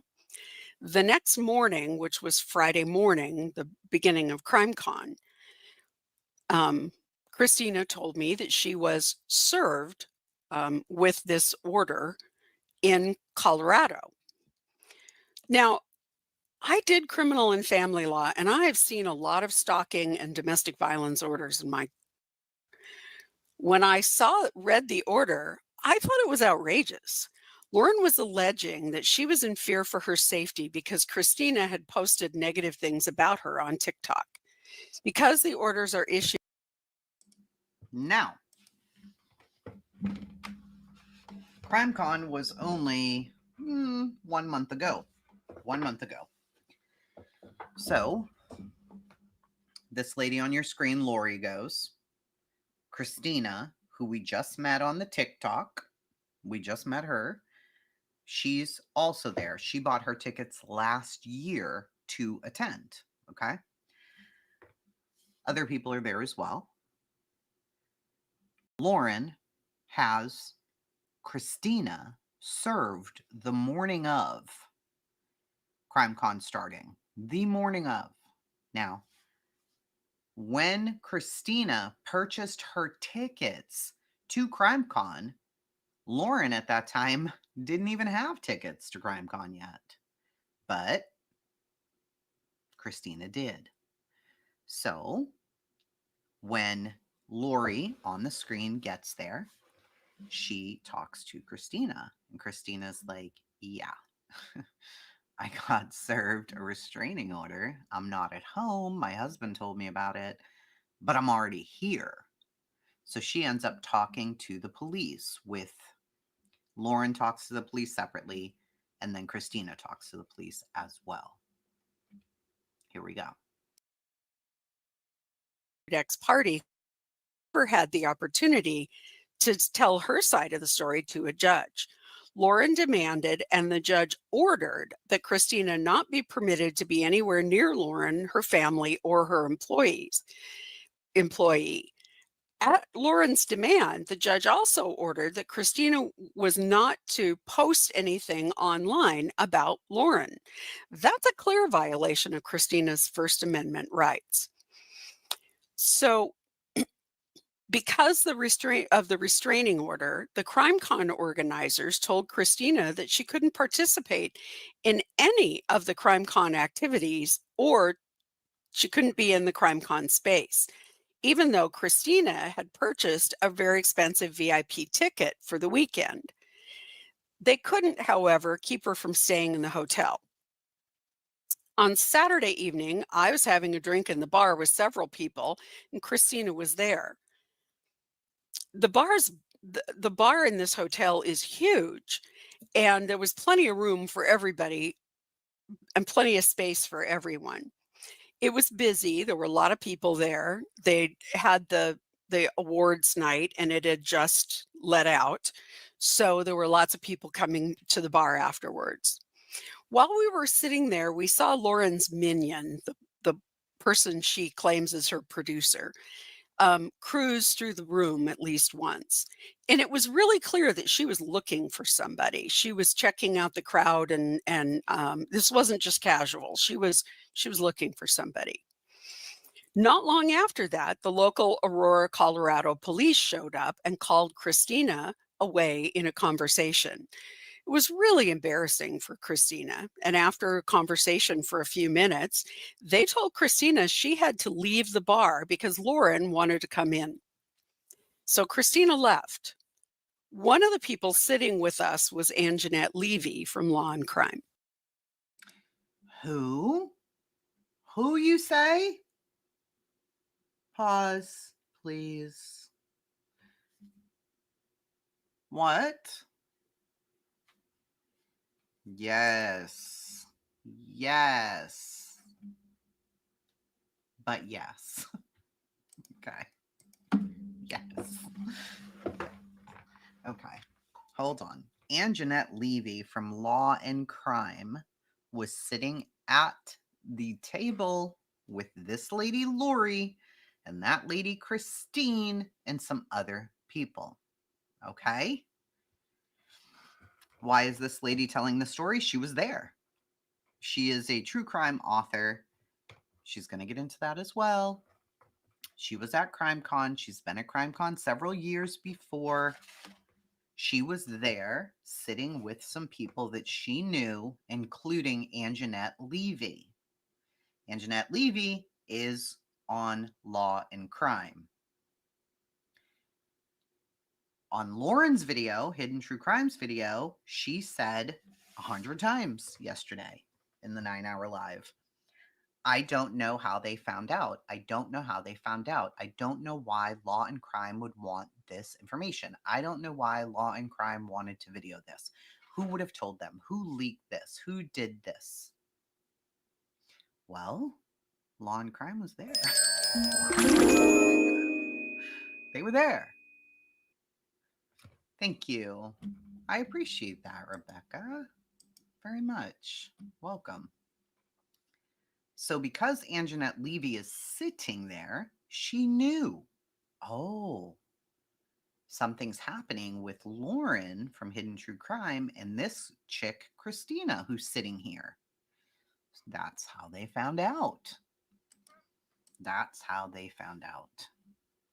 So Lauren has her assistant, Grayson, go into the bar, look around, and see, well, where is anybody here that could be a problem with this RO? She sees Christina's there, so she has the police go talk to Christina and say, you've got to leave. She's got a restraining order on you. And Christina's like, oh, what? I was here first. I bought my ticket before she did. I came here before she did. I'm sitting in this restaurant bar before she did, and I'm being kicked out? Well, that's the problem. It is an issue because she legally got her served, even though she wasn't at the house. Her husband did call her and said, hey, Christina, you've been served with a restraining order.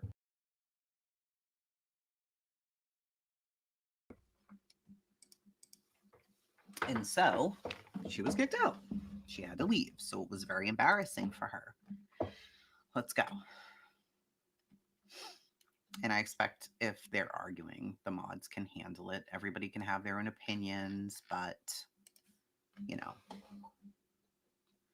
the mods will figure it out. No bullying, no flipping out, two sides to every story, all the things. I only base shit on facts too, not hearsay, but if we're only getting hearsay from the original side, which is Lauren's, and I have some serious questions about that. Very serious. And we're going to get to them in just 1 second. Let her here, okay?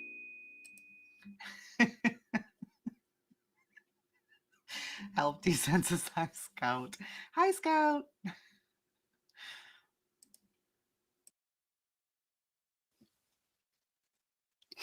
So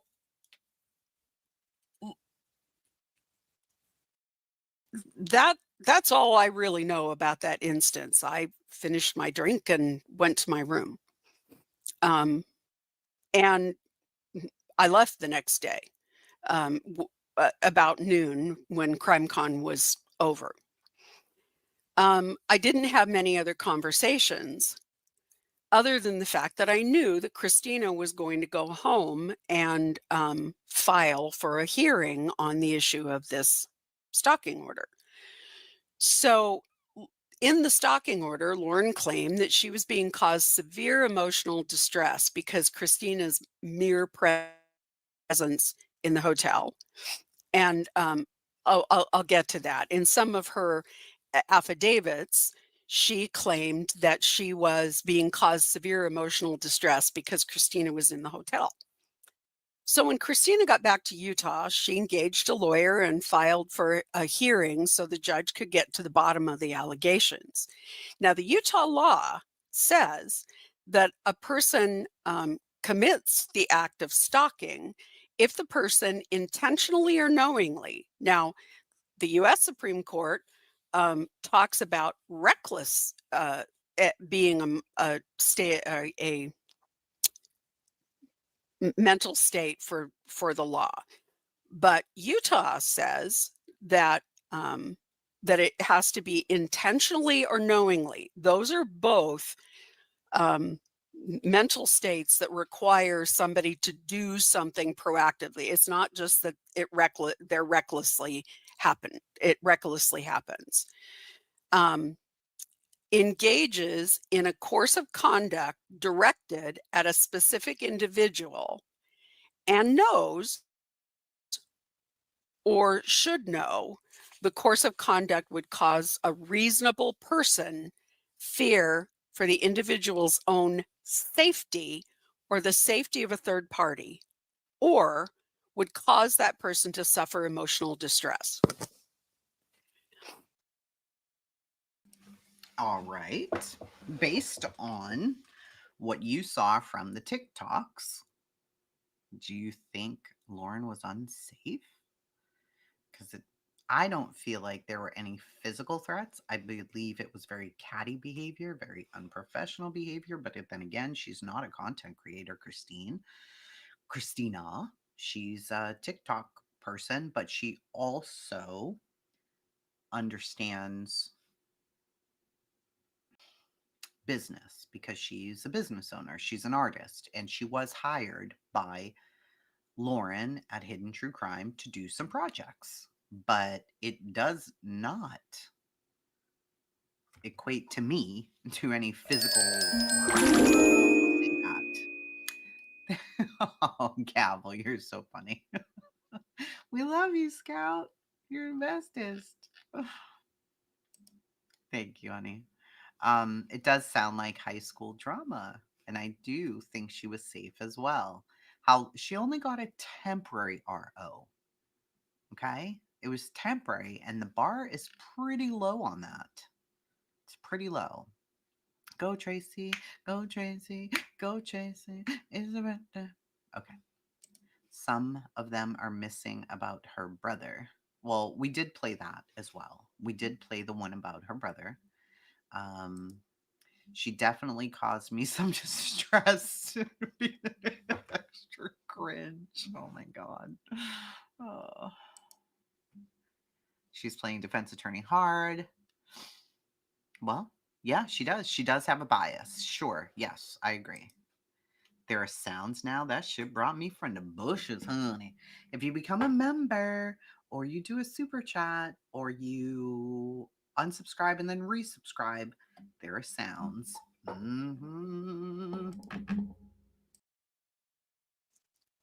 So stalking orders have always been sort of a fine line because they absolutely impact people's free speech. And it really is where civil law and criminal law kind of intersect. So the Wednesday I got back from CrimeCon, I, on my own, because I'm a grown ass adult, did a live where I talked about what had happened at CrimeCon. I also told you all for the first time about what Lauren had done to me, including that she got a hold of an advance copy of my manuscript of my book on the Vallow case, and without permission, sent it to her followers, and that she then harassed my publisher, claiming that I'd used her materials, and tried in general to interfere with my business relationship with my publisher and undermine the success of my book. Girl, you did what? Girl, you did what? What did you do to this lady?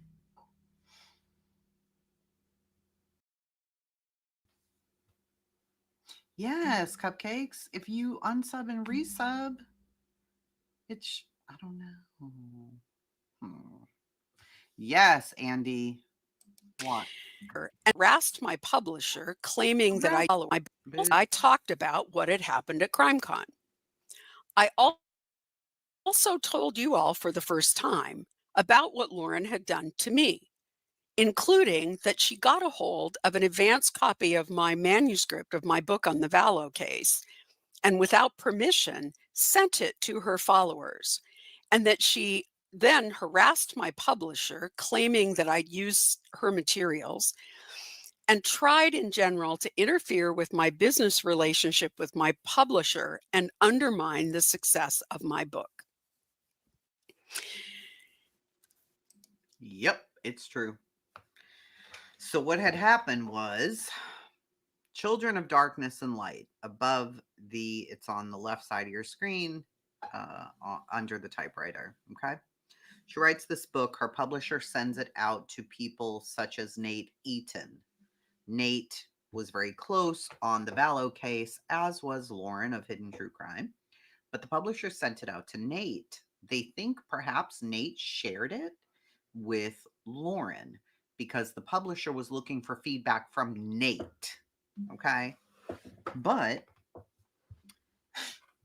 what Lauren ended up doing was sending it to a fact checker to ensure there was no plagiarism or none of the facts from anything she'd reported on in the Vallow case. What the shit are you talking about right now? So Lauren does admit on her stream last night, she kind of giggles and says, well, he emailed me back and accused me of that. So we know for sure she did email this lady here, Lori Hellis's publisher, and make claims that something in the book was, I don't know if she made the claim that, you know, she stole her work, or I don't know what the hell she did, but it wasn't good. And it did cause issues about her with her and her publisher that she had to deal with. Very crazy. Very, very, very crazy. So I told you all about that. Well, a hearing was scheduled on the stalking order between Lauren and Christina MacArthur. And one of the things that Lauren accused Christina of doing is of putting me up as a third party to doing something that Christina wasn't allowed to do. And so she accused Christina of violating the stalking order because of my live. Because of that, Christina's lawyer subpoenaed me. Lauren also claimed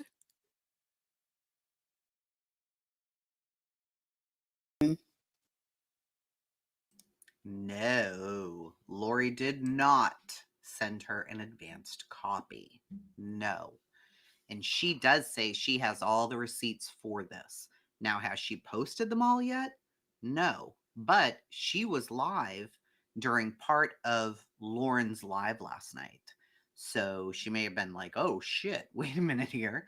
What's going on? I'm sure she'll end up addressing it. But she says she has receipts for all of this, and that Lauren did share it with some of her followers. She didn't say all her followers. She did not say her entire channel. She just said some of her followers. Could it have been her special followers, Patreons, or so? I don't know. but I don't know.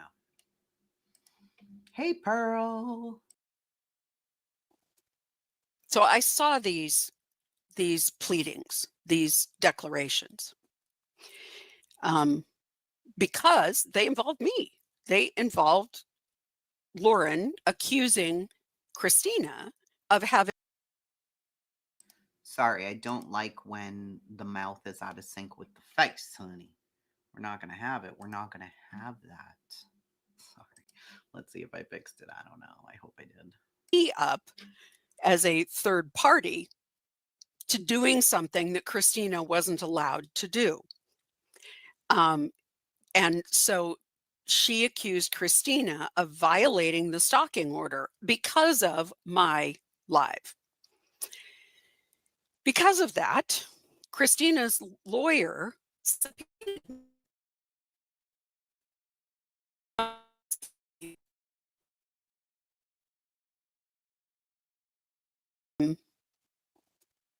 so I saw these pleadings, these declarations, because they involved me. They involved Lauren accusing Christina of having put me up to doing something that she was forbidden to do under the stalking order, which absolutely wasn't true. In those declarations, Lauren also claimed that she was under such horrible emotional distress that she was thinking about hurting herself because of Christina's posts. This is a tender subject for me. Those who know me well know that someone very close to me took their own life. And it was an incredibly traumatic experience for me. It had far-reaching impact on my life.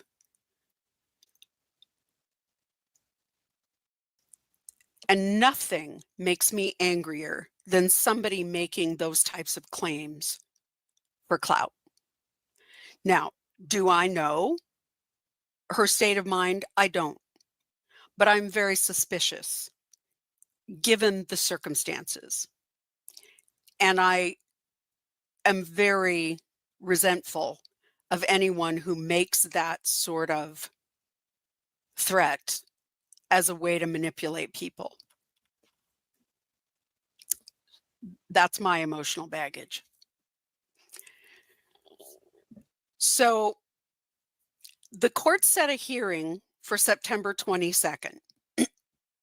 Christina's lawyer subpoenaed me because of this allegation. And so I attended the hearing by Zoom. They didn't get it, but I was I was present during the entire hearing.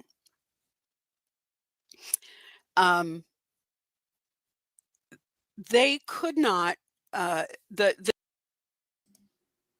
about to get very interesting right now. The judge had two people who were from out of town, who were people who had been at CrimeCon with Christina and who had also been friends with Lauren, who were there to testify. So they took their testimony.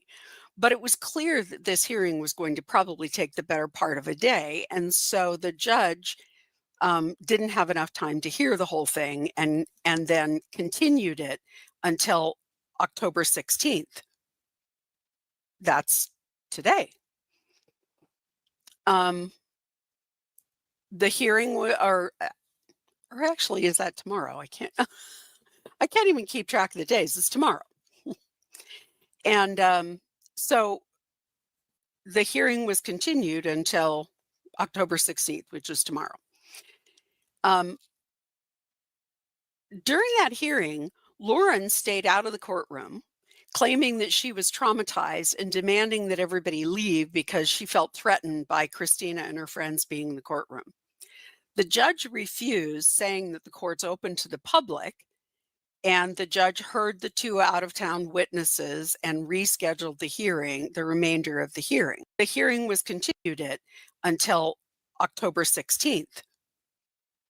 That's today. The hearing or actually, is that tomorrow? I can't even keep track of the days. It's tomorrow. And so the hearing was continued until October 16th, which is tomorrow. During that hearing, Lauren stayed out of the courtroom, claiming that she was traumatized and demanding that everybody leave because she felt threatened by Christina and her friends being in the courtroom. The judge refused, saying that the court's open to the public, and the judge heard the two out-of-town witnesses and rescheduled the remainder of the hearing. Last week, there was a media request to cover the hearing. Lauren and her attorney filed really vociferous objections to allowing the media to cover that hearing. And over those objections, the judge granted the media request and permitted, you guessed it, Law and Crime to cover the hearing. Yesterday, on the 14th, Lauren's attorney filed a motion to continue the hearing, and the judge denied the motion. Now, one of the things that the judge talked about at the September 22nd hearing was the fact that this was going to take a long time, and that they were expecting that Christina McArthur's free speech rights were going to continue to be violated, and they wanted that order to continue. The judge did modify the order, saying that Christina was allowed to post on social media, and she wasn't precluded from that. So yesterday, after the judge was very clear to get this case heard, because he had some real concerns about whether or not Christina's rights were being violated by continuing the order. And so yesterday, Lauren's attorney filed a motion to continue the hearing that was set for tomorrow. And the judge denied the motion. I think probably because we'd already started the hearings, and Christina had to wait almost a month in order to have her rights restored, or her rights considered, and her evidence considered. And so when the judge denied the motion to continue, Lauren asked the court to vacate the stalking order completely.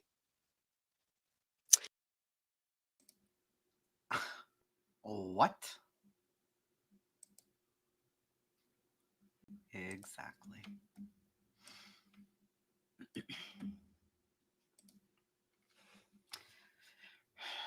Lauren versus Christina. The matter before the court on petitioner's request to close the hearing scheduled on Thursday, October 16, to the public. Utah Code states, quote, "The sittings of every court of this state are public," end quote. The statutes allows for exception for witness exclusion, divorce cases, certain criminal matters, but stalking injunctions are not included in this narrow list, with the Utah State Legislature established at its discretion. All stalking injunctions deal with safety and privacy issues, and the court is not convinced this matter should be treated differently when the legislature did not specifically provide an exemption. The presumption is openness to allow the public access to court proceedings to preserve transparency and public confidence in the justice system. The court intends to enforce all rules of decorum and civility to maintain order and assure parties a fair proceeding. Okay, so she wanted to close the hearing. She felt threatened that they were sitting there, but the reasoning she gave was because it would, in some way, violate her son's privacy. Now, I don't want to talk badly about that part. We all have the right to tell our children whatever we want to tell our children. However, her child is, I believe she said 8 years old. And she said she had to sit him down and have a conversation with him. That's extremely concerning because this is, to me, this feels like it's been a big TikTok mean girl goofy thing. Okay. And I do want to say that if she truly was blacklisted over things she said in private, in text messages, and emails to her friends, she is on a different level of true crime than most of us are. She's considered one of the respected ones, right? She's up there. She's covering these large cases. She's sleeping outside. She's, she says in her 9-hour video that she sat there for 9 hours instead of sitting with her mother who is on hospice. She said she went to the trial instead of rushing to her brother's deathbed. So she takes her job extremely seriously. She's taking all of this very seriously. She is missing out on precious time, that she won't be able to get back. And maybe that's bothering her in some way. I don't know. But if you are doing all of those things and you're always using integrity and putting your best foot forward, then why would you be blacklisted by any outlet? Is just any outlet going to believe one little mean girl who's making TikToks? I find it hard to believe. Now, did Lauren show a couple of emails that, she got where people were asking questions? She did. But she also said, I'm trying to quote her. She said, well, he didn't think there was anything there, but he was still trying to find out. Meaning one of her colleagues or whatever was emailed and said, why would you work with her, etc., whatever. And he continued to ask questions. And she's saying he didn't think anything was there. So, but he just wanted to see what they were going to say. Okay. If I'm a professional journalist and or / YouTuber with a business that is supporting my family, and Grandma Sherry is a mean girl on TikTok and she doesn't like me, I'm going to take what she has to say with the literal grain of salt. I'm not going to listen to that unless they had proof and something they sent along with that, which is what I think is happening here in this situation. Here's what I think, okay? And we may go over this more tomorrow to look at some of Lauren's stream, but we've been on about 2 hours and people still need to catch up on our stream because it was 9 hours. But I think what happened was Anjanette Levy was sitting at that table 1 month ago at CrimeCon with these other people. She saw what was happening and what was going down, along with Lori, along with Christina, and the other girls. She saw that, Anjanette. And Anjanette works for Law&Crime. She took that information back and they monitored the filings.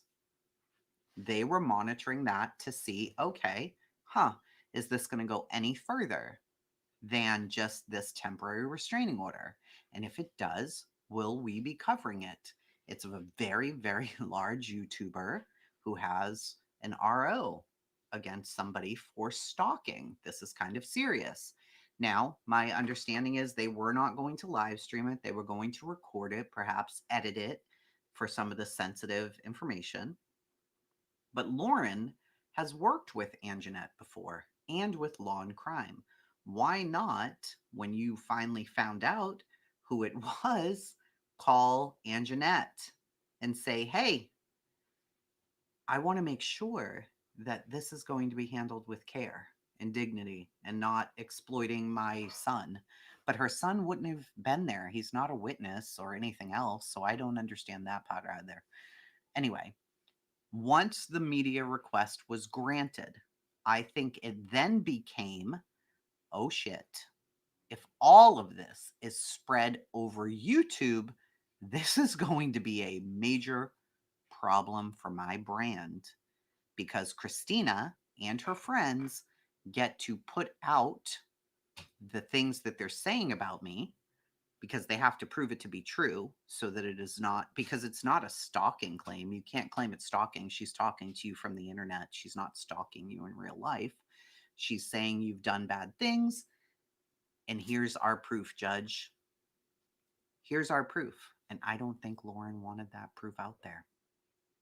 I think it really scared her that that could come out.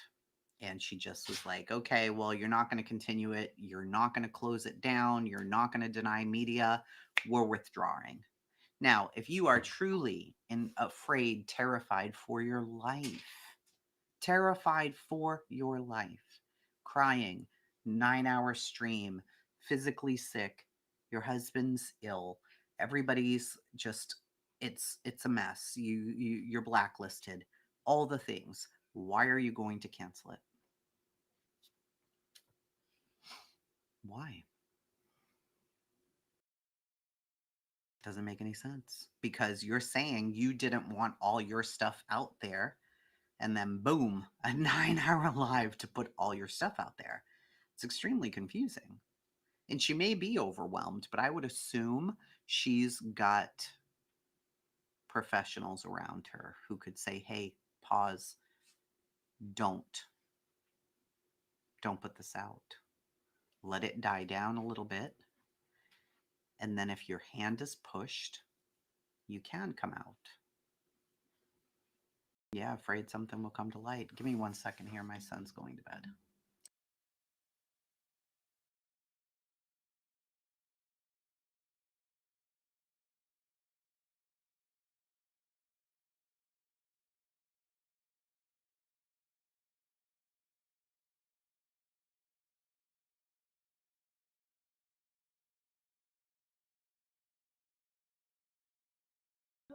Love you. If Laura needed it, then stand up in court and tell your story. I think because of Law and Crime wanting to record it, here's the question that I have for you, right? So we'll end it on this little thing here, but this is a real question that I know it's not the easiest question to answer, but as true crime YouTubers, what do we do every day? What do true crime YouTubers do? We do this very thing. We take people's very upsetting experiences and then we publicize them. We follow them. I don't, but people that are as big as Lauren or Eaton, or even JLR, he transports all over the world. So you are doing this for a living. You're reporting on true crime, which, there's absolutely nothing wrong with that. But you don't want your privacy invaded. You don't want your life looked at under a microscope. You don't want us to see that what you appear to be, which is almost perfect, right? That's not always the case. It's not always the case, because there's a lot of contradictory, the whole nature of this is contradictory if you look at it. You don't want anything exploited about you, which is, it's understandable, but there's people in these cases who absolutely don't want that either. But if they got their way, you would be out of job.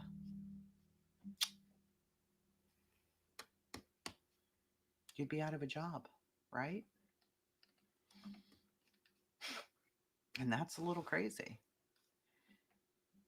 I mean, she got the temporary restraining order, which, that doesn't really mean much. But your pursuit of the permanent one was dropped because you did not want that hearing to be covered live. You didn't want it to be recorded.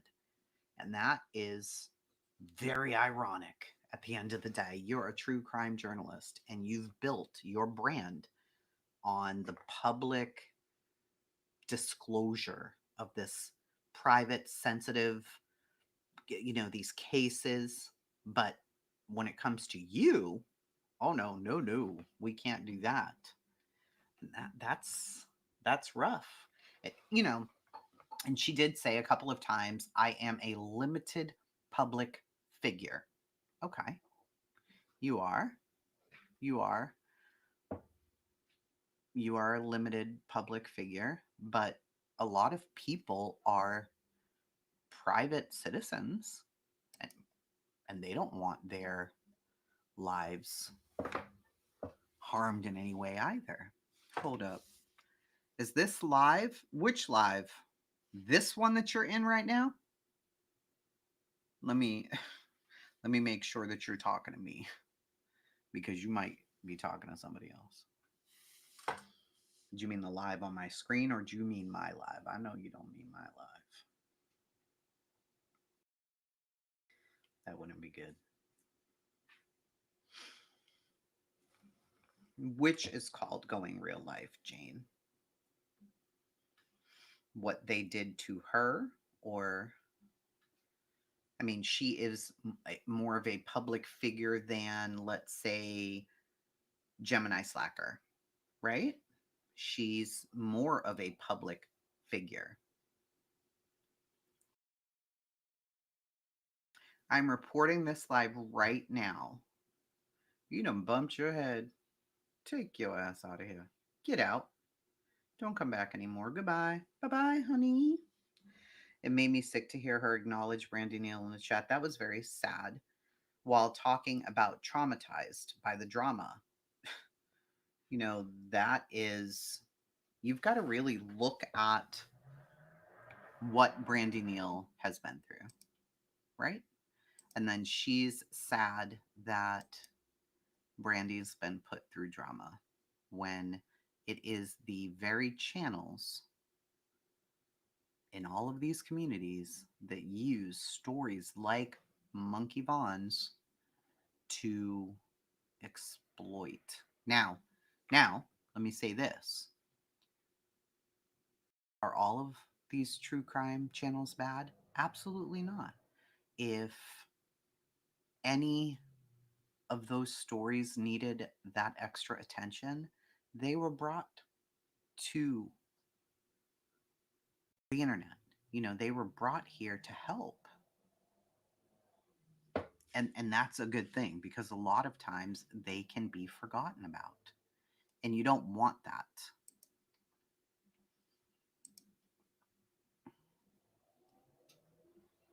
See,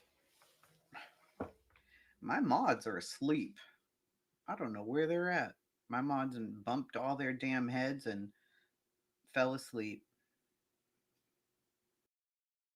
Get your ass out of here. Now, when I'm presenting the true crime things, I can be very nice. But don't bump your head and trip your ass in here. Don't come in here. Don't be stupid. What we do is look at every side. We don't buy anybody's narrative over here. We're not for sale. We just like to understand all sides of everything. And that might be uncomfortable for some, but if you can't handle the truth, then don't go looking for Jack Nicholson. How about that? Okay. Don't be sleeping. I am not asleep. How dare you? Yeah, it's an unbiased review, and I like Lauren. I really do. I think she puts out some really good content. However, I am not a fool. You can't come on here and sell me something that I never asked to buy. I got to look at everything. Who else has something for sale? because I need to see that as well. And that's what I did. So I'm so far down this rabbit hole now. But you know, it's already been 2 hours and 20 minutes. So I've got to go finish all the things that I need to get done. But maybe a Kiwi made it's fine. Maybe we'll come back and discuss it more tomorrow. Or if one of the other ladies, like Alex or Soup or anybody else, goes down the rabbit hole. Now you've heard both sides and you call BS, see? Now, let me ask you this. Did you come in here, anybody, before we go, did anybody come in here thinking one thing, no matter what it was, and are you leaving thinking another thing?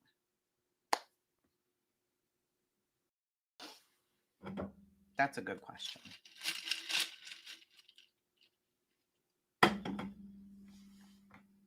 Interesting. Yes. Okay.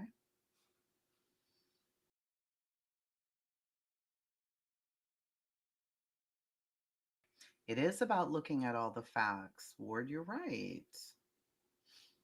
My opinion's still the same. I only heard one side. No, yes. I had no clue what to think either way. Nope. I see all sides now. I didn't know anything. I came in thinking I'm glad I'm not in this. Thank you, Rebecca. Yeah, that's true, Gavel. Yeah. Yeah. Interesting. Yeah, I always have, I mean, you know, for me, if I don't gather the data, I'm just guessing and talking shit, really, right? My opinion had evolved throughout the day, but I was only here like 30 minutes, going to come back. Thanks, y'all. Thank you so much for coming in. Thank you, Rebecca. Fist bump. Lawfare, correct. Yes. Yes. I was already thinking BS on Lauren. Now I got to see the other side. Yeah. Yeah, it's a lot of drama. But you've got to see, too, that somebody brought a 9-hour live stream. One of our biggest true crime creators went live for 9 hours crying most of the time. So there's no way not to look at this. I mean, are you kidding me? There's no way. No, you have not heard it all yet. Trisha. No, I wish you did. But no, we're not done yet. We're almost done, but not really. There's a little bit more to this story here. A little bit more to Lauren's story that we have not listened to. And I think fair is fair. And then there's a bunch of older history. I don't know if we're going to put all that together. Maybe.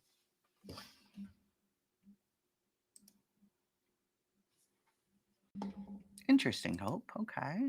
I had questions, only seen half of one side. I feel terrible for Lauren while watching the live after. Yeah, it's a rough one. Yeah, I suspect this is very far from over, especially because now Lori here did another live stream, and she seemed to be very careful with her words. Almost done, but not really. Well, damn it. And I mean, I did. I really did feel bad for Lauren. And I do. I don't think she can deal with drama very well. But if you cannot deal with drama very well, you best not have two faces and be talking crazy shit behind the scenes, because you're going to get caught every time. Nothing stays in the dark. Don't go now, I'm hooked. Tell me all the things. I cannot. I must go. And I love you. Okay? I love you. Jenny 867 and Trisha still fighting, Sure. Okay, well, you're gonna have to go to another one to argue. Which is no matter how you feel. She is 100%. She's one of the biggest creators right now. And what can you do? You've got to look at it, you know. And you got to make up your own mind independently. And I cannot stand when a person comes in, well, I listened to a couple hours and I stand with Lauren. Do you? Oh, you should go stand in her comments then, because if that's all you've watched, I hate that. You know, it's just me. You better go watch everything and then come back and we can have a conversation. Okay? It's clearer to you. Good. Yeah, I don't know. Y'all just arguing out here? I'm not really sure. All right, I love you. Bye.